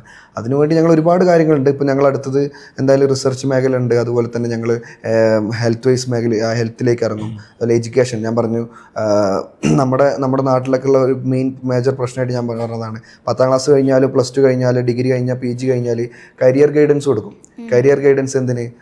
ഈ ഏത് പഠിക്കണം, ഏത് ജോലി ചെയ്യണം എന്നുള്ളത്. അപ്പോൾ എന്തുകൊണ്ട് സ്പോർട്സിൻ്റെ കരിയർ ഗൈഡൻസ് ഒരിക്കലും വന്നിട്ടില്ല, നമ്മുടെ നാട്ടിൽ വന്നിട്ടില്ല. നമ്മുടെ നാട്ടിൽ സ്പോർട്സിന് ഒരു കരിയർ ഗൈഡൻസോ സ്പോർട്സിന് ഓപ്പർച്യൂണിറ്റീസോ എന്താണെന്നുള്ള പറഞ്ഞു കൊടുക്കാൻ ഒരാളോ ഒന്നുമില്ല. അത് ആ മേഖലയിൽ കൂടി ഞങ്ങൾ ഇറങ്ങി സ്പോർട്സിലെ കരിയർ എന്തൊക്കെയാണെന്നുള്ളത് ആ ഒരു പഠിക്കുന്ന കുട്ടികളിലേക്ക് എത്തിക്കാനും എഡ്യൂക്കേഷൻ സെക്ടറിലേക്ക് ഇറങ്ങും. ഇത് ശരതേട്ടൻ പറഞ്ഞ പോലെ പരിക്കുകൾ പറ്റി ആരും തുണയാവാതെ അല്ലെങ്കിൽ ഗവൺമെൻറ് പോലും ഉപേക്ഷിച്ച ഒരുപാട് ആളുകളുണ്ട്. ഇപ്പോഴും പണ്ട് ലെജൻഡറി ആയി കളിച്ച ആളുകൾ ഇപ്പോഴും ഗവൺമെൻറ് പോലും ഒന്ന് നോക്കാൻ പോലും ഒന്ന് തിരിഞ്ഞു നോക്കാതെ പോകുന്ന ഒരുപാട് പ്ലേയേഴ്സ് ഉണ്ട് പരിക്ക് കാരണം. അവരെ സഹായിക്കാൻ വേണ്ടി ഹെൽത്ത് മേഖലയിലേക്ക് ഇറങ്ങും. അതുപോലെ തന്നെ റിസർച്ച് മേഖലയിലേക്ക് ഇറങ്ങും. അതുപോലെ തന്നെ ടോട്ടലി ഇന്ത്യയിലൊരു സ്പോർട്സ് കൾച്ചറിനെ ഡെവലപ്പ് ചെയ്യുകയും ചെയ്യും. യൂറോപ്പ് എന്ന് പറഞ്ഞാൽ എന്താണ്, ഫുട്ബോളിൻ്റെ ഒരു ഹബ്ബാണ്. ആ ഒരു കൾച്ചർ ഇന്ത്യയിലേക്ക് കൊണ്ടുവരാൻ വേണ്ടി ഞങ്ങൾ പ്രയത്നിക്കും. ഇന്ത്യ ഒരു സ്പോർട്സ് ഹബ്ബാക്കി മാറ്റിയെടുക്കാനുള്ള എല്ലാവിധ ഒരുക്കങ്ങളും ഞങ്ങളുടെ ഭാഗത്തുനിന്ന് ഞങ്ങൾ ഇനിഷ്യേറ്റീവ് എടുത്തിരിക്കും. നമ്മളിപ്പം ഈ വേൾഡ് കപ്പൊക്കെ വരുമ്പോൾ മെസ്സി, റൊണാൾഡോ കട്ടൗട്ടുകളൊക്കെ വെച്ച് നമ്മൾ ആഘോഷിക്കുന്നുണ്ട്. എൻ്റെ അഭിപ്രായത്തിൽ ഞാനെപ്പോഴും ചിന്തിക്കുന്നുണ്ട്, നമ്മൾ ആ കട്ടൗട്ട് ഒരു വേൾഡ് കപ്പിൻ്റെ ടൈമിലേക്ക്, അതും ഞാനും ഇതേപോലെ തന്നെ ഒരു രാജ്യത്തിൻ്റെ ആരാധകനാണ്, ഒരു പ്ലെയറിൻ്റെ ആരാധകനാണ്. അത് രണ്ടും ഞാനിപ്പോൾ പറയുന്നില്ല, പറഞ്ഞു കഴിഞ്ഞാൽ അത് വേറെ വിഷയമാണ്. അപ്പോൾ അങ്ങനെ ഒരു ഇതുള്ളതാണ്. ഞാൻ പലപ്പോഴും ആലോചിക്കുന്നത്, ഇത്രയും ഫ്ലെക്സുകൾ വെക്കാനുള്ള പൈസ നമ്മളൊരു നാട്ടുകാർ സ്വരൂപിച്ച് ഇതാക്കുന്നുണ്ടെങ്കിൽ ആ ഫണ്ടിൽ കുറച്ചെങ്കിലും വെച്ച് കഴിഞ്ഞാൽ അവിടെ ഒരു പുതിയ അക്കാദമി തുടങ്ങാം. അവിടെയുള്ള ചെറിയ കുട്ടികൾക്ക് ഭാവിയിൽ അതേപോലെ ഫ്ലെക്സിൻ്റെ ഉള്ളിൽ കയറിയിരിക്കാം. മീൻസ് അവർക്കൊരു ടീമായിട്ട് അവരായിരിക്കും ചിലപ്പോൾ ഭാവിയിൽ ഇന്ത്യക്ക് വേണ്ടി കളിക്കുന്ന പ്ലേയേഴ്സോ കാര്യങ്ങളോ. ഇപ്പോൾ ഇവരെ സപ്പോർട്ട് ചെയ്യാതെ നമ്മൾ വേറെ ഒരു ഫ്ലെക്സ് ഏതോ ഒരു ടീമിൻ്റെ, ഇപ്പോൾ ഞാനൊരു രാജ്യത്തിൻ്റെ പേര് പറയുന്നില്ല, പക്ഷെ പല രാജ്യങ്ങളുടെയും വലിയ വലിയ ഫ്ലെക്സുകൾ ഇവർ കോമ്പറ്റീറ്റ് ചെയ്തിട്ട് ചെയ്യുമ്പോൾ ഞാൻ പറയുന്നത്, അവർ കോമ്പറ്റ് ചെയ്തോട്ടെ. അവരെ നാട്ടിലെ ഒരു 5 കുട്ടികൾ പൊങ്ങി വരാൻ വേണ്ടിയിട്ട് അവർ കോമ്പറ്റീഷൻ ഇറങ്ങട്ടെ, ഓപ്പോസിറ്റ് അടുത്ത നാട് വരട്ടെ. ഞങ്ങൾ തന്നെ ഇപ്പം ഞാൻ പറയുന്നത് വെച്ചാൽ വാവ് ഫൗണ്ടേഷൻ എന്നൊരു ഫൗണ്ടേഷന് കോമ്പറ്റീഷൻ വരണം, എന്നാലേ ഫുട്ബോൾ ഡെവലപ്പ് ആവുള്ളൂ. ഞങ്ങൾക്ക് കോമ്പറ്റീഷൻ എന്ന് വെച്ചാൽ ബാക്കിയുള്ള ഒരു സ്റ്റാർട്ടപ്പോ അല്ലെങ്കിൽ അങ്ങനെയല്ല ഞങ്ങൾ ഉദ്ദേശിക്കുന്നത്. ഞങ്ങൾക്ക് കോമ്പറ്റീറ്റേഴ്സ് വരട്ടെ. ഞങ്ങളോട് ഓപ്പോസിറ്റായിട്ട് ഞങ്ങൾക്ക് കോമ്പറ്റീറ്റേഴ്സ് വന്നിട്ട് ഇതിൽ നന്നായിട്ട് അവർ ചെയ്യട്ടെ എന്ന് ഞങ്ങൾ ആഗ്രഹിക്കുന്നത്. എന്ന് വെച്ചാൽ ഞങ്ങൾക്ക് ചെയ്യാവുന്നതിന് ചിലപ്പോൾ ഒരു പരിധി ഉണ്ടാവും, ചിലപ്പോൾ ഞങ്ങളുടെ മാക്സിമം എത്രയായിരിക്കും, ഞങ്ങൾക്കൊരു ലിമിറ്റേഷൻ ഉണ്ടാവുമായിരിക്കും. പക്ഷെ അതിൽ കൂടുതൽ ചെയ്യാൻ പറ്റാവുന്നവർ വന്നു കഴിഞ്ഞാൽ ഞങ്ങൾ ആഗ്രഹിക്കുന്ന സാധനം തന്നെയാണ് അവർ ചെയ്യുന്നത്. അതുകൊണ്ട് ഞങ്ങളവരെ ഒരു കോമ്പറ്റീറ്ററായിട്ട് കാണുന്നേ ഇല്ല. ഞങ്ങളുടെ വഴി പോയിക്കൊണ്ടിരിക്കും. ഒരുപാട് ട്രസ്റ്റുകൾ ഇതുപോലെ വാവ് ഫൗണ്ടേഷനെ പോലെ ഒരുപാട് ട്രസ്റ്റുകൾ കടന്നു വരണം. ഒരുപാട് ട്രസ്റ്റുകൾ വന്നിട്ട് ഒരു ഫുട്ബോൾ മേഖലയിലും സ്പോർട്സ് മേഖലയിലും വളരാൻ ഈ ട്രസ്റ്റുകളുടെ കടന്നുവരവോടുകൂടി വലിയൊരു ഹെൽപ്പായിരിക്കും ഉണ്ടാവുക. അതുപോലെ തന്നെ ശരത്തേട്ടൻ പറഞ്ഞ പോലെ ഇപ്പോൾ കട്ടൗട്ടിന് വെക്കുന്ന പൈസ വേണ്ട, ഈ അക്കാഡമിക്ക് വേണ്ടി ചിലവാക്കണമെന്നില്ല. കേവലം ഒരു ഫുട്ബോൾ ആ ചെറിയ കുട്ടികൾക്ക് ഫുട്ബോൾ പോയി വാങ്ങിക്കൊടുക്കാൻ പോലും എന്തില്ല. ഇപ്പോഴും പല നാടുകളിൽ ഇപ്പോൾ പന്ത് തട്ടാൻ കുട്ടികൾ ഫുട്ബോൾ വാങ്ങാൻ പോലും പോയി വകുപ്പില്ലാത്ത കുട്ടികളുണ്ട്. അതിപ്പോഴും ചെറിയ പഞ്ചര കൊട്ടി തുന്നിയിട്ട് ഇപ്പോഴും കളിക്കുന്നവരുണ്ട്. അതിലൊരു ഫുട്ബോൾ വാങ്ങിക്കൊടുക്കാനോ കുട്ടികൾക്ക് ഒരു ബൂട്ട് വാങ്ങിക്കൊടുക്കാനോ, ഈ ഫുട്ബോളും ബൂട്ടും വാങ്ങിക്കൊടുത്താൽ തന്നെ കുട്ടികൾ പന്ത് തട്ടി തുടങ്ങും. അതായത് പുതിയൊരു എക്സ്പീരിയൻസ് ചെയ്യാൻ വേണ്ടിയിട്ട്. അങ്ങനെ തന്നെ കുട്ടികളുടെ ഇടയിൽ സ്പോർട്സ് കൾച്ചർ അല്ലെങ്കിൽ വന്നു തുടങ്ങും. വന്നു തുടങ്ങിയാൽ തന്നെ അവിടുന്ന് ഒരു പ്ലെയർ, ഒരു ഔട്ട്സ്റ്റാൻഡിങ് പ്ലെയർ ഇങ്ങനെ ബിൽഡായിക്കൊണ്ടിരിക്കും. ഇങ്ങനൊരു മൈൻഡ് സെറ്റ് ആർക്കും ഇല്ല. കുട്ടികൾക്ക് ഒരു ചെറിയ കേവലം ഒരു ഫുട്ബോൾ വാങ്ങിക്കൊടുത്താൽ അവരെ വളർത്താം. അതിനപ്പുറം കുറേ കട്ടൗട്ട് വെച്ചിട്ട് കാര്യമില്ല. കട്ടൗട്ട് വെച്ചിട്ട് ആർക്കും വളർച്ച ഉണ്ടാവുക, അവിടെ മെസ്സിക്കോ അല്ലെങ്കിൽ റൊണാൾഡോക്കോ വളർച്ച ഉണ്ടാവുന്നല്ലാതെ നമുക്കെന്ത് വളർച്ചയാണുള്ളത്? അതിൽ മെസ്സിക്കും റൊണാൾഡോയ്ക്കും വളർച്ചയില്ല. എന്തിനാണ് ഇവിടെ കട്ടൗട്ട് വെച്ചിട്ട് യാതൊരു കാര്യം അവർക്കില്ല. പിന്നെ നമ്മുടെ ഒരു ഫേമസ് ആയിട്ടുള്ള ഒരു ഫുട്ബോൾ പ്ലെയർ, മീൻസ് മലയാളിയാണ്, ഞാൻ ആളെ പേര് പറയുന്നില്ല, ആളുടെ ഒരു ഇൻസ്റ്റയിൽ ഇങ്ങനെ ഒരു പോസ്റ്റ് ഇട്ടു. എന്താണ്, കുട്ടികൾക്ക് കളിക്കാൻ കളിസ്ഥലങ്ങളില്ല, ഗ്രൗണ്ടുകളൊക്കെ നാശമായിരിക്കുകയാണ്, ഗ്രൗണ്ടുകളില്ല, കളിക്കാൻ കെട്ടിടങ്ങളൊക്കെ പണിതുകൊണ്ടിരിക്കുകയെന്ന് പറഞ്ഞിട്ട് ആ പുള്ളി ഒരു വലിയ ഇട്ടതിൻ്റെ താഴത്ത് ഒരാൾ കമൻറ്റ് ചെയ്തത് എന്താ വെച്ച് കഴിഞ്ഞാൽ, നീ ഇനി ഇത് പറഞ്ഞിട്ട് ഈ ഗ്രൗണ്ട് പോക്കുവോ, ഞങ്ങൾ ആകെ വെള്ളമടിക്കാൻ വേണ്ടിയിട്ട് വൈകുന്നേരം ഇരിക്കുന്ന ഒരു സ്ഥലം ഈ ഗ്രൗണ്ട്. സീരിയസ് ആയിട്ട് നടന്ന സംഭവമാണ്. ആ പുള്ളി തന്നെയാണ് ഞങ്ങളോട് രണ്ടാളും കൂടി ഇത് സംഭവം ഷെയർ ചെയ്തത്. അപ്പം അങ്ങനെയായി. എന്താ വെച്ച് കഴിഞ്ഞാൽ ഈ കുട്ടികൾ വീട്ടിലേക്ക് ഒതുങ്ങി, മീൻസ് എല്ലാവരും മൊബൈലും അത് ഇതും ഒക്കെ ആയിട്ട്. പിന്നെ എന്ന് പറഞ്ഞാൽ ഒരു കാരണം ഗ്രൗണ്ട് ഇല്ല എന്നുള്ളത് ഒരു കാരണമാണ്. മീൻസ് ഗ്രൗണ്ടുകളൊക്കെ ഇപ്പോൾ പോയിക്കൊണ്ടിരിക്കുകയാണ് അത്യാവശ്യം. അങ്ങനെ ഒരു പ്രശ്നം. ഇപ്പോൾ ഗ്രൗണ്ടുകൾ ഉണ്ടായാൽ തന്നെ കഷ്ടപ്പെട്ട ഒരു ഗ്രൗണ്ടൊക്കെ റെഡിയാക്കി കൊണ്ടുവന്ന് കുട്ടികൾ കളിച്ചു തുടങ്ങിയാൽ വൈകുന്നേരം ആയാലും എന്താവും, വെള്ളമടിക്കാനും എല്ലാത്തിനും വേണ്ടി ആ ഗ്രൗണ്ടുകൾ ആളുകൾ ചൂസ് ചെയ്യുന്ന അവസ്ഥയിൽ. ഇല്ല, ഗ്രൗണ്ട് ഇപ്പം ഞങ്ങൾ കളിച്ചത് ഗ്രൗണ്ടിൽ തന്നെയാണ്. അപ്പോൾ ആ ടൈമിൽ വയലുകളായിരുന്നു ഗ്രൗണ്ടുകൾ. ഞങ്ങൾ കളിക്കുന്ന ഗ്രൗണ്ടിലൊന്നും ഇങ്ങനത്തെ സംഭവങ്ങൾ ഉണ്ടായിട്ടില്ല. എന്ന് വെച്ച് കഴിഞ്ഞാൽ പണ്ട് ഗ്രൗണ്ടുകൾ ഒരുപാടുള്ള ടൈമിന് നമ്മൾ ഗ്രൗണ്ടിനെ റെസ്പെക്റ്റ് ചെയ്തിട്ടുണ്ടായിരുന്നു. ഇപ്പം ഞാൻ പഠിച്ചിട്ടുള്ളത്, ഞാൻ ഒരു മതത്തിലോ അല്ലെങ്കിൽ ഇതിൽ ജനിച്ച ഒരാളാണ്.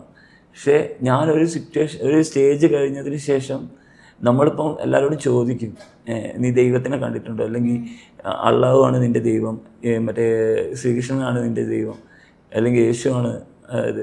നമ്മൾ അതിന് വേണ്ടിയിട്ട് ഇപ്പോഴും പല പ്രശ്നങ്ങളും നടന്നുകൊണ്ടിരിക്കുകയാണ്. അപ്പോൾ എനിക്കൊക്കെ പറയാനുള്ളത്, ഞാനിപ്പോൾ ദൈവത്തിനെ കണ്ടിട്ടുണ്ടെങ്കിൽ ഒരു 5 ഇഞ്ചിൻ്റെ ബോളിലാണ് ഞാൻ കണ്ടിട്ടുള്ളത്. എന്താ വെച്ച് കഴിഞ്ഞാൽ ആ ഒരു സംഭവം എൻ്റെ അടുത്ത് എത്തിയിട്ടില്ലെങ്കിൽ എനിക്കൊരു കാരണവശാലും ഇപ്പോൾ ഇവിടെ വന്നിരുന്ന് ഇങ്ങനെ സംസാരിക്കാനോ അല്ലെങ്കിൽ എനിക്കിപ്പോൾ അഭിമാനത്തോടെ ഇങ്ങനെ നടക്കാനോ പറ്റില്ലായിരുന്നു. പക്ഷെ നമ്മൾ നമുക്കെല്ലാം തരുന്നത് എന്ന് വെച്ച് കഴിഞ്ഞാൽ നമുക്കൊരു ലൈഫ് തന്നത്, നമുക്കൊരു ജോലി തന്നത്, ഇപ്പം ഫിനാൻഷ്യലി ഒരു ഇത് തന്നത് എല്ലാം ഈ ഒരു 5 സൈസിൻ്റെ ബോളാണ്. അപ്പോൾ ദൈവം എന്ന് പറയുന്നത് എന്നെ സംബന്ധിച്ചിട്ടൊക്കെ അതാണ്, ആ ഗ്രൗണ്ട് എന്ന് പറഞ്ഞതാണ്. അപ്പോൾ ഞാനൊക്കെ കളിച്ചു വന്നത് ഒളിമ്പ്യൻ റഹ്മാൻ എന്ന് പറയുന്ന ഒരു കോച്ചിൻ്റെ അണ്ടറിലാണ്. ആ കോച്ച് എന്ന് പറഞ്ഞു കഴിഞ്ഞാൽ ഇന്ത്യക്ക് വേണ്ടി ഒളിമ്പിക്സ് കാര്യങ്ങൾ അത്രയും വലിയ വലിയ ടൂർണമെൻറ്റ് കളിച്ച് അത്രയും എക്സ്പീരിയൻസ്ഡ് ആയിട്ടുള്ള കോച്ചാണ്. ആ പുള്ളി പറഞ്ഞിട്ടുണ്ട്, നിങ്ങൾക്ക് പഠിച്ചോൻ എന്ന് പറഞ്ഞ ഒരാളെ നിങ്ങൾക്ക് ഇതുണ്ടെങ്കിൽ അത് ഇതിൻ്റെ ഉള്ളിലാണ്. അത് വെച്ച് നമ്മൾ രാവിലെ ചെന്ന് അവിടെ പോയി തൊഴുത് അതൊന്നും ചെയ്യണ്ട. നിങ്ങൾ അവിടെ കയറി കഴിഞ്ഞാൽ നിങ്ങളൊരു ഇതിൻ്റെ ഒരു ആരാധനാലയത്തിൽ അല്ലെങ്കിൽ ഒരു ഇതായിട്ടുള്ള ഒരു പവിത്രമായിട്ടുള്ളൊരു സ്ഥലത്ത് എന്താണോ നിങ്ങൾ ചെയ്യുന്നത്, ഗ്രൗണ്ടിൽ അഥവാ പല ആൾക്കാരും കണ്ടിട്ടുണ്ടാവും ഈ ഗ്രൗണ്ടിൽ പ്ലേയേഴ്സ് തുപ്പാറുണ്ട്. അങ്ങനത്തെ അതൊക്കെ കണ്ടു കഴിഞ്ഞാൽ ആൾക്ക് ഭയങ്കര ദേഷ്യമാണ്, വടിയൊക്കെ എടുത്തിട്ട് വന്നിട്ട് അടിക്കും. പക്ഷേ അങ്ങനത്തെ ഒരാളുടെ അണ്ടറിൽ നിന്ന് വന്നതിനെ കൊണ്ട് നമുക്കറിയാം എന്താണ് പ്രോപ്പർ ദൈവം എന്ന് പറഞ്ഞു കഴിഞ്ഞാൽ. നമുക്ക് ആവശ്യമുള്ളത് തരുന്നതാണ് നമ്മുടെ ദൈവം. നമുക്കൊരു ഭക്ഷണത്തിന് വിശന്ന് നിൽക്കുമ്പോൾ ഒരാൾ കൊണ്ടുവന്ന് ഭക്ഷണം തന്നു കഴിഞ്ഞാൽ അയാളാണ് നമ്മുടെ ദൈവം. അങ്ങനെ വിശ്വസിക്കുന്ന ഒരാളാണ് ഞാൻ. അത് വെച്ചിട്ട് അമ്പലത്തിൽ കയറില്ല, പള്ളി മറ്റേ അവരെ എതിർക്കുന്നു ഇവരെ എതിർക്കുന്നു അങ്ങനത്തെ ഒരു പ്രശ്നങ്ങളേ ഇല്ല. പക്ഷെ നമ്മളെ സംബന്ധിച്ച് നമുക്ക് ഇതാണ്. ഞാൻ ഇൻസ്റ്റഗ്രാം സ്ക്രോൾ ചെയ്യുമ്പോൾ കണ്ടൊരു വീഡിയോ ആണ് ഇന്ത്യാസ് നെക്സ്റ്റ് ലെജൻഡ് ലീഗ്. എല്ലാവരുടെ അടുത്തും പോയി ചോദിക്കുന്നുണ്ട് എന്താണ് ഇന്ത്യാസ് നെക്സ്റ്റ് ലെജൻഡ് ലീഗ്, എന്താണ് ശരിക്കും India's next legend league? Basically India's next legend league എന്ന് പറയുന്നത്, നമ്മൾ വാവ് ഫൗണ്ടേഷൻ വർക്ക് ചെയ്യുന്നത് ഇന്ത്യയിലെ ഫുട്ബോൾ ഡെവലപ്മെൻറ്റ് വേണ്ടി, ഫുട്ബോൾ പ്ലേയേഴ്സിൻ്റെ ഡെവലപ്മെൻറ്റ് വേണ്ടിയിട്ടാണ്. അപ്പോൾ ഇത് ആർക്ക് വേണ്ടിയാണ് നമ്മൾ ഡെവലപ്പ് ചെയ്യും? ഇപ്പോൾ പന്ത് തട്ടുന്ന എല്ലാവരും ഫുട്ബോൾ പ്ലേയേഴ്സാണ്, പന്ത് തട്ടുന്ന എല്ലാവരും ഫുട്ബോൾ കളിക്കാൻ അറിയുന്ന ആൾക്കാരാണ്. നമ്മുടെ ബെനിഫിഷ്യറീസ്, നമ്മുടെ ആരാണോ അവർ സർവീസ് കൊടുക്കുന്ന ആളുകളെ കണ്ടെത്താൻ വേണ്ടി, ഇന്ത്യയിലെ ടാലൻറ്റഡ് ആയിട്ടുള്ള കുട്ടികളെ കണ്ടെത്താൻ വേണ്ടിയിട്ടാണ് ഇന്ത്യാസ് നെക്സ്റ്റ് ലെജൻഡ് ലീഗ് എന്നൊരു ടൂർണമെൻറ്റ് ഇന്ത്യ ഒട്ടാകെ നടത്തുന്നത്. ഇതിൽ ആദ്യത്തെ എഡിഷൻ നടക്കുന്നത് കേരളത്തിലാണ്. നമ്മുടെ CK വിനീതാണ് അതിൻ്റെ അംബാസഡർ. മെയ് മാസം ലാസ്റ്റ് വീക്കാണ് നടക്കുന്നത്. ഇതിൽ നമ്മൾ 12 മുതൽ 14 വയസ്സുള്ള കുട്ടികൾക്കാണ് ഈ ടൂർണമെൻറ്റ് കുട്ടികൾ കളിക്കുന്ന സമയത്ത് അവിടെ നമ്മളൊരു സ്കൗട്ടിംഗ് ടീമിനെ വെച്ചിട്ടുണ്ടാകും. ആ സ്കൗട്ടിംഗ് ടീം അവരുടെ എബിലിറ്റിയൊക്കെ നോക്കിയിട്ട് എന്ത് ചെയ്യും, അവർ കുട്ടികളെ സെലക്ട് ചെയ്യും. ഈ കുട്ടികൾ അവരെ മുമ്പ് ശരത്തേട്ടൻ പറഞ്ഞ പോലെ എന്ത് ചെയ്യും, അവരുടെ എബിലിറ്റിക്ക് അനുസരിച്ച് നമ്മൾ എന്ത് ചെയ്യും, തരംതിരിക്കും. ആ തരംതിരിച്ച് അവർക്ക് അനുയോജ്യമാരുടെ എബിലിറ്റിക്ക് അനുസരിച്ച് അവരുടെ ടാലൻ്റ് അനുസരിച്ചുള്ള ഒരു അക്കാഡമിയിൽ എത്തിച്ച് ഒരു വർഷത്തെ മുഴുവൻ ഫണ്ടിങ് നമ്മൾ ചെയ്ത് ഒരു വർഷത്തിൽ നമ്മൾ ഏറ്റെടുക്കണം കുട്ടീനെ, മുഴുവനായിട്ട് സ്പോൺസർ ചെയ്യണം ആ കുട്ടീനെ. ഇതാണ് ഇന്ത്യാസ് നെക്സ്റ്റ് ലൈൻ ലീഗ് എന്നൊരു ടൂർണമെൻറ്റ് കൊണ്ട് നമ്മൾ ബേസ് ചെയ്യുന്നത്. ആ ടാലൻറ്റിനുള്ള, അതായത് നാട്ടുംപുറങ്ങളിൽ ഒളിഞ്ഞു നിൽക്കുന്ന ടാലൻറ്റഡ് ആയിട്ടുള്ള കുട്ടികളെ കണ്ടെത്തുക എന്നുള്ളതാണ് ഇന്ത്യാസ് നെക്സ്റ്റ് ലൈനിൻ്റെ ഒരു പ്രധാന ഒരു എയിം എന്ന് പറയുന്നത്. കേരളത്തിൽ 1000 സ്ഥലത്ത് നടത്താനാണ് ഞങ്ങൾ ഉദ്ദേശിക്കുന്നത്. എല്ലാ പഞ്ചായത്തുകളും, ഏകദേശം 941 പഞ്ചായത്തുകൾ കേരളത്തിലുണ്ട്. അതുപോലെ തന്നെ 60-ന് മുകളിൽ മുനിസിപ്പാലിറ്റികളുണ്ട്, 7-ന് മുകളിൽ കോർപ്പറേഷൻ. ഇവിടെയൊക്കെ നടക്കാൻ ഞങ്ങൾ ഉദ്ദേശിക്കുന്നത്. എല്ലാവരുടെയും സപ്പോർട്ട് ഉണ്ടാവുന്ന കരുതുന്നത്. എല്ലാവരുടെയും സപ്പോർട്ടോടുകൂടി ആളുകൾ വരുന്നുണ്ട്. കുറേ ആളുകൾ ഇതിനെ നെഗറ്റീവ് പറയുന്നുണ്ട്, കുറേ ആളുകൾ വേറെന്തോ മോഡിൽ പറയുന്നുണ്ട്. പക്ഷേ എങ്കിലും ഒരു പറ്റ ആളുകൾ ഇതിനെ സപ്പോർട്ട് ചെയ്ത് ഞങ്ങളുടെ ഈ ഒരു ഇനിഷ്യേറ്റീവിനെ കൂടെ കൂടിയിട്ടുണ്ട്. ഇതാണ് ഇന്ത്യാസ് നെക്സ്റ്റ് ലീഗ് എന്ന് പറയുന്നത്. നമ്മൾ ഇത്രയും നേരം സ്പോർട്സിനെ കുറിച്ച് സംസാരിച്ചു. എന്തുകൊണ്ട് കുട്ടികൾ സ്പോർട്സിലേക്ക് വരുന്നില്ല, എന്തുകൊണ്ട് പേരൻസ് അവിടെ ഒരു ഇതായിട്ട് ബൗണ്ടറി ആയിട്ട് നിൽക്കുന്നു എന്നുള്ളത് സംസാരിച്ചു.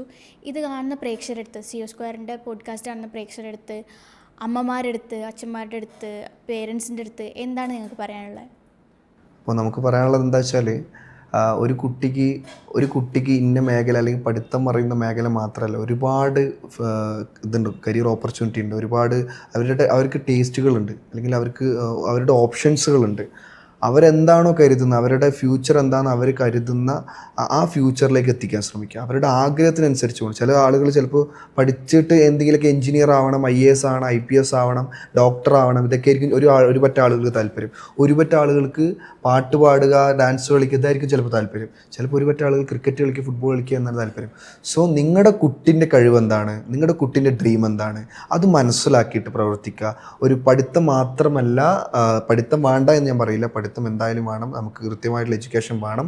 പക്ഷേ അത് മാത്രമല്ല കരിയർ. ആ കുട്ടിയുടെ ടേസ്റ്റിനനുസരിച്ച്, ആ കുട്ടിയുടെ അഭിരുചിക്കനുസരിച്ച് നിങ്ങൾ എന്ത് ചെയ്യണം, ആ കുട്ടിയെ വാർത്തെടുക്കണം. സ്പോർട്സ് എന്ന് പറയുന്നത് ഒരു വലിയ പ്രധാനപ്പെട്ട ഐറ്റമാണ്. ഇന്ന് നിങ്ങളുടെ കുട്ടികളെ നശിപ്പിക്കുന്ന ലഹരിയിൽ നിന്ന് പിന്നോട്ട് വലിക്കാൻ സ്പോർട്സിനെ കൊണ്ട് കഴിയും. കാരണം സ്പോർട്സ് എന്ന് പറയുന്നത് രാവിലെ നേരത്തെ എഴുന്നേറ്റ് എക്സസൈസ് ചെയ്ത് ആ ഒരു നല്ലൊരു ഡിസിപ്ലിൻഡ് ആയിട്ടൊരു കൾച്ചർ കൊണ്ടുപോകാൻ കഴിയുന്നൊരു ഏരിയയാണ് ഒരു സ്പോർട്സ് പേഴ്സൺ ഒരിക്കലും എന്ത് ചെയ്യാൻ പറ്റില്ല, സ്മോക്ക് ചെയ്യാൻ കഴിയില്ല, ഡ്രിങ്ക് ചെയ്യാൻ കഴിയില്ല. കാരണം അവൻ്റെ എന്ത് ചെയ്യും, സ്ട്രെങ്ത്തിനെ അത് ബാധിക്കും. അവൻ്റെ ടോട്ടലി അവൻ്റെ കളിനെ തന്നെ ഈ ഒരു സാധനം ബാധിക്കും. അതുകൊണ്ടാണ് ഇപ്പോഴും ക്രിസ്ത്യാനോ റൊണാൾഡോ കയ്യിലൊരു ടാറ്റു പോലും ഒട്ടിക്കാത്ത എന്തുകൊണ്ടാണ്? ആ ഒരു രക്തം കൊടുക്കാൻ പറ്റില്ല, അല്ലെങ്കിൽ ഇതൊക്കെ ബാധിക്കും, ഹെൽത്തിനെ ബാധിക്കും. അതുപോലെ ക്രിസ്ത്യാനോ റൊണാൾഡോ പുകവലിക്കില്ല, മദ്യപിക്കില്ല. അങ്ങനെ പ്ലേയേഴ്സ് ആരും അങ്ങനെ വല്ലാണ്ട് അതിനെ പ്രൊമോട്ട് ചെയ്യലില്ല. സോ ഇതൊക്കെ ബാധിക്കുന്നതുകൊണ്ടാണ് വലിയ പ്ലേയേഴ്സ് ഇതിലേക്കൊന്നും ഇറങ്ങാത്തത്. സോ നിങ്ങളുടെ കുട്ടികളെ സ്പോർട്സിലേക്ക് കൊണ്ടുവന്നാൽ നിങ്ങളെ കുട്ടികൾ ലഹരിയിലേക്ക് അടിമപ്പെടുന്നതിൽ നിന്ന് നിങ്ങൾക്ക് രക്ഷപ്പെടാൻ കഴിയും. മെൻ്റൽ ഹെൽത്ത്, അതായത് കുട്ടികൾ ഒതുങ്ങിപ്പോകുന്ന കുട്ടികൾ കുറച്ചുകൂടെ ഊർജ്ജസ്വലമായി പ്രവർത്തിക്കുന്ന രീതിക്ക് കുട്ടികളെ മാറ്റിയെടുക്കാൻ കഴിയും. നമ്മുടെ കുട്ടിയെ കുറച്ചുകൂടെ വൈബ്രൻ്റ് ആയിട്ടുള്ള, നല്ല എന്നും ചിരിച്ചുകൊണ്ടുള്ള മുഖത്തോടു കൂടി എന്തിനേയും ഫേസ് ചെയ്യാൻ പറ്റുന്നൊരു കുട്ടികളായിട്ട് മാറ്റാൻ സ്പോർട്സിനെ കൊണ്ട് പറ്റും. അതുകൊണ്ട് നിങ്ങളുടെ കുട്ടിയുടെ അഭിരുചി എന്താണോ അത് മനസ്സിലാക്കുക. കുട്ടിക്ക് പഠിത്തമാണെങ്കിൽ ആ കുട്ടിക്ക് ഡോക്ടർ ആവണമെങ്കിൽ അവൾ ഡോക്ടർ ആവട്ടെ, അവൻ എഞ്ചിനീയർ ആവണോ അവൻ എഞ്ചിനീയർ ആവട്ടെ, അവനക്ക് മാഷാവട്ടെ, അവനക്ക് അല്ലെങ്കിൽ പന്ത് തട്ടാനാണ് താല്പര്യമെങ്കിൽ പന്ത് തട്ടട്ടെ, അവനക്ക് ബൗളറാണെങ്കിൽ അവൻ ബൗളറാവട്ടെ, അവൻ ഡാൻസ് ആണെങ്കിൽ ഡാൻസ് കളിക്കട്ടെ. അവൻ്റെ ഫ്യൂച്ചറിന് എന്താണോ ആഗ്രഹിക്കുന്നത് അതിനനുസരിച്ച് നിങ്ങൾ വിടുക. അതിന് വേണ്ട സപ്പോർട്ട് മാത്രം നിങ്ങൾ കൊടുക്കുക. അവൻ നാളെ നിങ്ങൾ കരുതുന്നതിനപ്പുറമുള്ള വലിയൊരു ഫ്യൂച്ചറിലേക്ക് അവൻ എത്തിത്തരും. അവൻ നിങ്ങളുടെ പേര് നാളെ ഇന്ന ആളുടെ മകനായിരുന്നു എന്നത് അവൻ പറഞ്ഞിരിക്കും. ആ രീതിക്ക് അവനെ മാറ്റിയിരിക്കും. എന്നെ ഒരു 3-ാം ക്ലാസ് 4-ാം ക്ലാസ് വരെ അമ്മ എടുത്തിട്ടാണ് എന്നെ കൊണ്ടുവിട്ടത് സ്കൂളിലേക്ക്. അപ്പോൾ എനിക്ക് സ്പോർട്സിനോട് താല്പര്യം ഉണ്ടായിരുന്നു. ഞാൻ ഓടുന്നിടത്തു നിന്ന് വീഴുന്നു. ഇത് കണ്ടിട്ട് പല ആൾക്കാരും ആ കുട്ടി വീണ് കഴിഞ്ഞാൽ എന്തെങ്കിലും പറ്റും, അല്ലെങ്കിൽ അവൻ നടക്കുന്നില്ല, അവൻ വീഴണ്ട അങ്ങനെ ഒരു കെയറിങ് ആയിരുന്നു. അമ്മ പറഞ്ഞു വിട്ടോളൂ, അവൻ പൊക്കോട്ടെ, അവൻ്റെ വഴിക്ക് പൊക്കോട്ടെ, അവൻ ഓടിക്കോളും. ആ ഒരു സപ്പോർട്ട് എപ്പോഴും പിന്നുന്നുണ്ടായിരുന്നു. എനിക്ക് റണ്ണിങ് റേസിൽ പങ്കെടുക്കണമെന്ന് പറഞ്ഞു. 6-ാം ക്ലാസ് 7-ാം ക്ലാസ് ആകുമ്പോൾ റണ്ണിങ് റേസിൽ പങ്കെടുക്കണമെന്ന് പറഞ്ഞു. ടീച്ചേഴ്സ് കംപ്ലീറ്റ് എതിർത്തു. ഈവൻ പ്രിൻസിപ്പൾ വരെ, ചിന്മയ സ്കൂളിലെ പ്രിൻസിപ്പൾ വരെ പറഞ്ഞു വേണ്ട, ആ കുട്ടീനെ ഓടിക്കണ്ട. ആ കുട്ടീനെ അന്ന് ഓടിക്കാൻ എൻ്റെ അമ്മ കാണിച്ച ഒരു ധൈര്യം, അല്ലെങ്കിൽ അച്ഛൻ കാണിച്ച ഒരു ധൈര്യം, പാരൻസ് കാണിച്ചൊരു ധൈര്യം, ആ ധൈര്യമാണ് ഇന്നിപ്പോൾ എന്നെ ഒരു ഫുട്ബോൾ പ്ലെയറായിട്ട് ഞാനിപ്പോൾ ഏകദേശം ഒരു 8-9 പ്രൊഫഷണൽ ടീമുകൾക്ക് വേണ്ടി കളിച്ചു ഈ ഒരു ലെവലിൽ ഇവിടെ എത്താൻ പറ്റിയത് അന്ന് കാണിച്ച ഒരു ധൈര്യവും അന്നത്തെ ഒരു ഡിസിഷനുമാണ്. സോ പാരൻസ് വിചാരിച്ചാൽ നമ്മുടെ കുട്ടികളെ എവിടെയെങ്കിലും എത്തിക്കാൻ പറ്റുള്ളൂ. സ്പോർട്സിന് താല്പര്യമുണ്ടെങ്കിൽ സ്പോർട്സിലേക്ക് വിടുക, പിന്നെ അവരുടെ ഒരു ഡെയിലി ഹാബിറ്റ്സിൽ സ്പോർട്സ് കൊണ്ടുവരിക. എന്ന് വെച്ച് കഴിഞ്ഞാൽ അവരെ ഫിസിക്കലി മെൻ്റലി നമ്മൾ ഭയങ്കര ഔട്ട്സ്റ്റാൻഡിങ് ആയിട്ട് കാര്യമില്ല. ഫിസിക്കലി ഡൗൺ ആണെങ്കിൽ ആ കുട്ടിക്ക് ഒരു 4 സ്റ്റെപ്പ് കയറാൻ പറ്റിയില്ലെങ്കിൽ അവൻ പെട്ടു. അപ്പോൾ സ്പോർട്സിലേക്ക് കൊണ്ടുവന്നു കഴിഞ്ഞാൽ അറ്റ്ലീസ്റ്റ് നമുക്ക് ഒരു ഇതെങ്കിലും ഉണ്ടാവും, ആയുസെങ്കിലും കുറച്ച് നീളം കിട്ടും. അതുപോലെ തന്നെ എനിക്കൊരു നമ്മുടെ പ്രിയപ്പെട്ട സോഷ്യൽ വർക്കേഴ്സിൻ്റെ അടുത്താണ് പറയാനുള്ളത്. ഇപ്പോൾ സോഷ്യൽ വർക്ക് ഞാനൊക്കെ MSW കഴിഞ്ഞ് സോഷ്യൽ വർക്ക് ഫീൽഡിൽ സോഷ്യൽ വർക്കറായിട്ടാണ് ഇപ്പോൾ വർക്ക് ചെയ്യുന്നത്. സോഷ്യൽ വർക്കേഴ്സ് എല്ലാം കടന്നു വരുന്ന മേഖല എന്ന് പറയുന്നത് ഒന്നില്ലെങ്കിൽ അവരുടെ സെറ്റിംഗ് എന്ന് പറയുന്നത് ഒന്നില്ലെങ്കിൽ എന്താണ് child setting, woman setting, geriatric, അല്ലെങ്കിൽ അങ്ങനെ ഡിസേബിലിറ്റി സെറ്റിംഗ്, അല്ലെങ്കിൽ സൈക്കാട്രിക് സെറ്റിംഗ്, അങ്ങനത്തെ ഒരു മെഡിക്കൽ സെറ്റിംഗ്, ഇങ്ങനത്തെ ഒരു പറ്റം ഓൾറെഡി എക്സിസ്റ്റ് ആയിട്ടുള്ള സെറ്റിങ്ങുകളിലാണ് NGOsകൾ കടന്നു വരുന്നത്. ഒരു ഓർഗനൈസേഷൻസ്, ഒരു ഫൗണ്ടേഷനുകൾ, ഒരു ട്രസ്റ്റുകളൊക്കെ കടന്നു വരുന്നത്. അതിലാണ് സോഷ്യൽ വർക്കേഴ്സും വർക്ക് ചെയ്യുന്നത്. പക്ഷേ സ്പോർട്സ് മേഖലകളിലേക്ക് NGOസിൻ്റെ കുറവ് നല്ല രീതിക്കുണ്ട്, ട്രസ്റ്റുകളുടെ കുറവ് നല്ല രീതിക്കുണ്ട്. പുതിയ ട്രസ്റ്റുകൾ, പുതിയ NGOsകൾ സ്പോർട്സ് മേഖലയിൽ കൂടി കടന്നു വരട്ടെ. സോഷ്യൽ വർക്കേഴ്സ് അവിടേക്കും കടന്നു വരട്ടെ. ഈ സ്പോർട്സ് ഒരിക്കലും ഒരു സോഷ്യൽ വർക്കേഴ്സ് വിചാരിച്ചാൽ ഒരു സാധനത്തെ ഡെവലപ്പായി മാറ്റിയെടുക്കാൻ കഴിയും. അതിന് നിങ്ങളുടെ എല്ലാവരും പുതിയ ട്രസ്റ്റുകൾ വരട്ടെ, പുതിയ NGOs വരട്ടെ, സ്പോർട്സ് മേഖലയിൽ വരട്ടെ. അതിനെല്ലാം വർക്ക് ചെയ്യാൻ സോഷ്യൽ വർക്കേഴ്സ് കടന്നു വരട്ടെ. ഈ മേഖലയിലേക്കും ആളുകൾ കടന്നു വരട്ടെ. ഇന്ത്യയിലെ ഫുട്ബോൾ അല്ലെങ്കിൽ ഇന്ത്യയിലെ സ്പോർട്സ് ഡെവലപ്പ് ആവാൻ ഇതൊക്കെ ഒരു വലിയൊരു കാരണമാവും. അതെ, ഇപ്പോൾ പറഞ്ഞു എല്ലാവരും കേട്ടതുപോലെ ഫുട്ബോൾ പന്തേട്ടാൻ ആഗ്രഹമുള്ള എല്ലാ ആൾക്കാരും പാരൻസിൻ്റെ സപ്പോർട്ടോടുകൂടി നമ്മളുടെ വാവുവിൽ ജോയിൻ ചെയ്യട്ടെ. വാവുവിന് ഇന്ത്യൻ ഫുട്ബോളിനെ ഗ്ലോബലി എത്തിക്കാൻ കഴിയട്ടെ. ഇൻ്റർനാഷണൽ ലെവലിന് നമ്മളുടെ ഇന്ത്യൻ ഫുട്ബോളിനെ എത്തിക്കാൻ പറ്റട്ടെ എന്ന് ഞാൻ വിഷ് ചെയ്യുന്നു. എനിക്ക് തോന്നുന്നു എൻ്റെ എല്ലാ പ്രേക്ഷകരും വിഷ് ചെയ്യും. ആൻഡ് ഈ ടോക്ക് എന്ന് പറയുന്നത് എനിക്ക് തോന്നുന്നു ഭയങ്കര ഒരു വഴിത്തിരിവാവാൻ പോകുന്നൊരു ടോക്കാണ്. ബിക്കോസ് നമ്മളുടെ ഇന്ത്യയിൽ എന്തുകൊണ്ട് ഫുട്ബോൾ വളരുന്നില്ല എന്നുള്ള ചോദ്യം മാത്രമേ എല്ലാവരും ചോദിച്ചിട്ടുള്ളൂ. എന്തുകൊണ്ട് ഫുട്ബോൾ വളരുന്നില്ല എന്നുള്ളതിന് ആൻസർ കൊടുക്കാൻ പറ്റിയ ആൾക്കാർ വളരെ കുറച്ച് മാത്രമേ ഉണ്ടായിരുന്നുള്ളൂ. അതിനൊരു ആൻസറും കൊണ്ടാണ് നിങ്ങൾ വന്നിട്ടുള്ളത്. ആ ആൻസറിന് നിങ്ങൾക്ക് വഴികളും ഉണ്ട്. അവിടെ എത്തിച്ചേരാനുള്ള വഴികളും നിങ്ങൾ തന്നെ ഒരുക്കി കൊടുക്കുന്നു. അതും ഒരാളുടെ അടുത്തുനിന്നൊന്നും പ്രതീക്ഷിക്കാണ്ട്. വാവു എന്ന് പറയുന്നത് സ്റ്റാർട്ടപ്പാണ്. പക്ഷേ സ്റ്റാർട്ടപ്പിലുപരി നിങ്ങൾ ആൾക്കാരെ ഒരു പ്രോബ്ലത്തിന് സൊല്യൂഷൻ കൊണ്ടുവരികയാണ്. ആ സൊല്യൂഷനിൽ കൂടി നിങ്ങൾക്ക് റെവല്യൂഷൻ ഉണ്ടാക്കാൻ പറ്റട്ടെ. എന്തായാലും നിങ്ങളുടെ അടുത്ത് ഇത്രയും സമയം സ്പെൻഡ് ചെയ്യാൻ പറ്റിയാലും ഇത്രയും നല്ലൊരു ടോക്കിന് എനിക്ക് അവസരം ഉണ്ടായാലും ഞാനും ഗ്രേറ്റ്ഫുള്ളാണ്. എനിക്ക് തോന്നുന്നു നിങ്ങളും ഗ്രേറ്റ്ഫുൾ ആയിരിക്കും. Thank you for being A part of CO Square podcast. Thank you.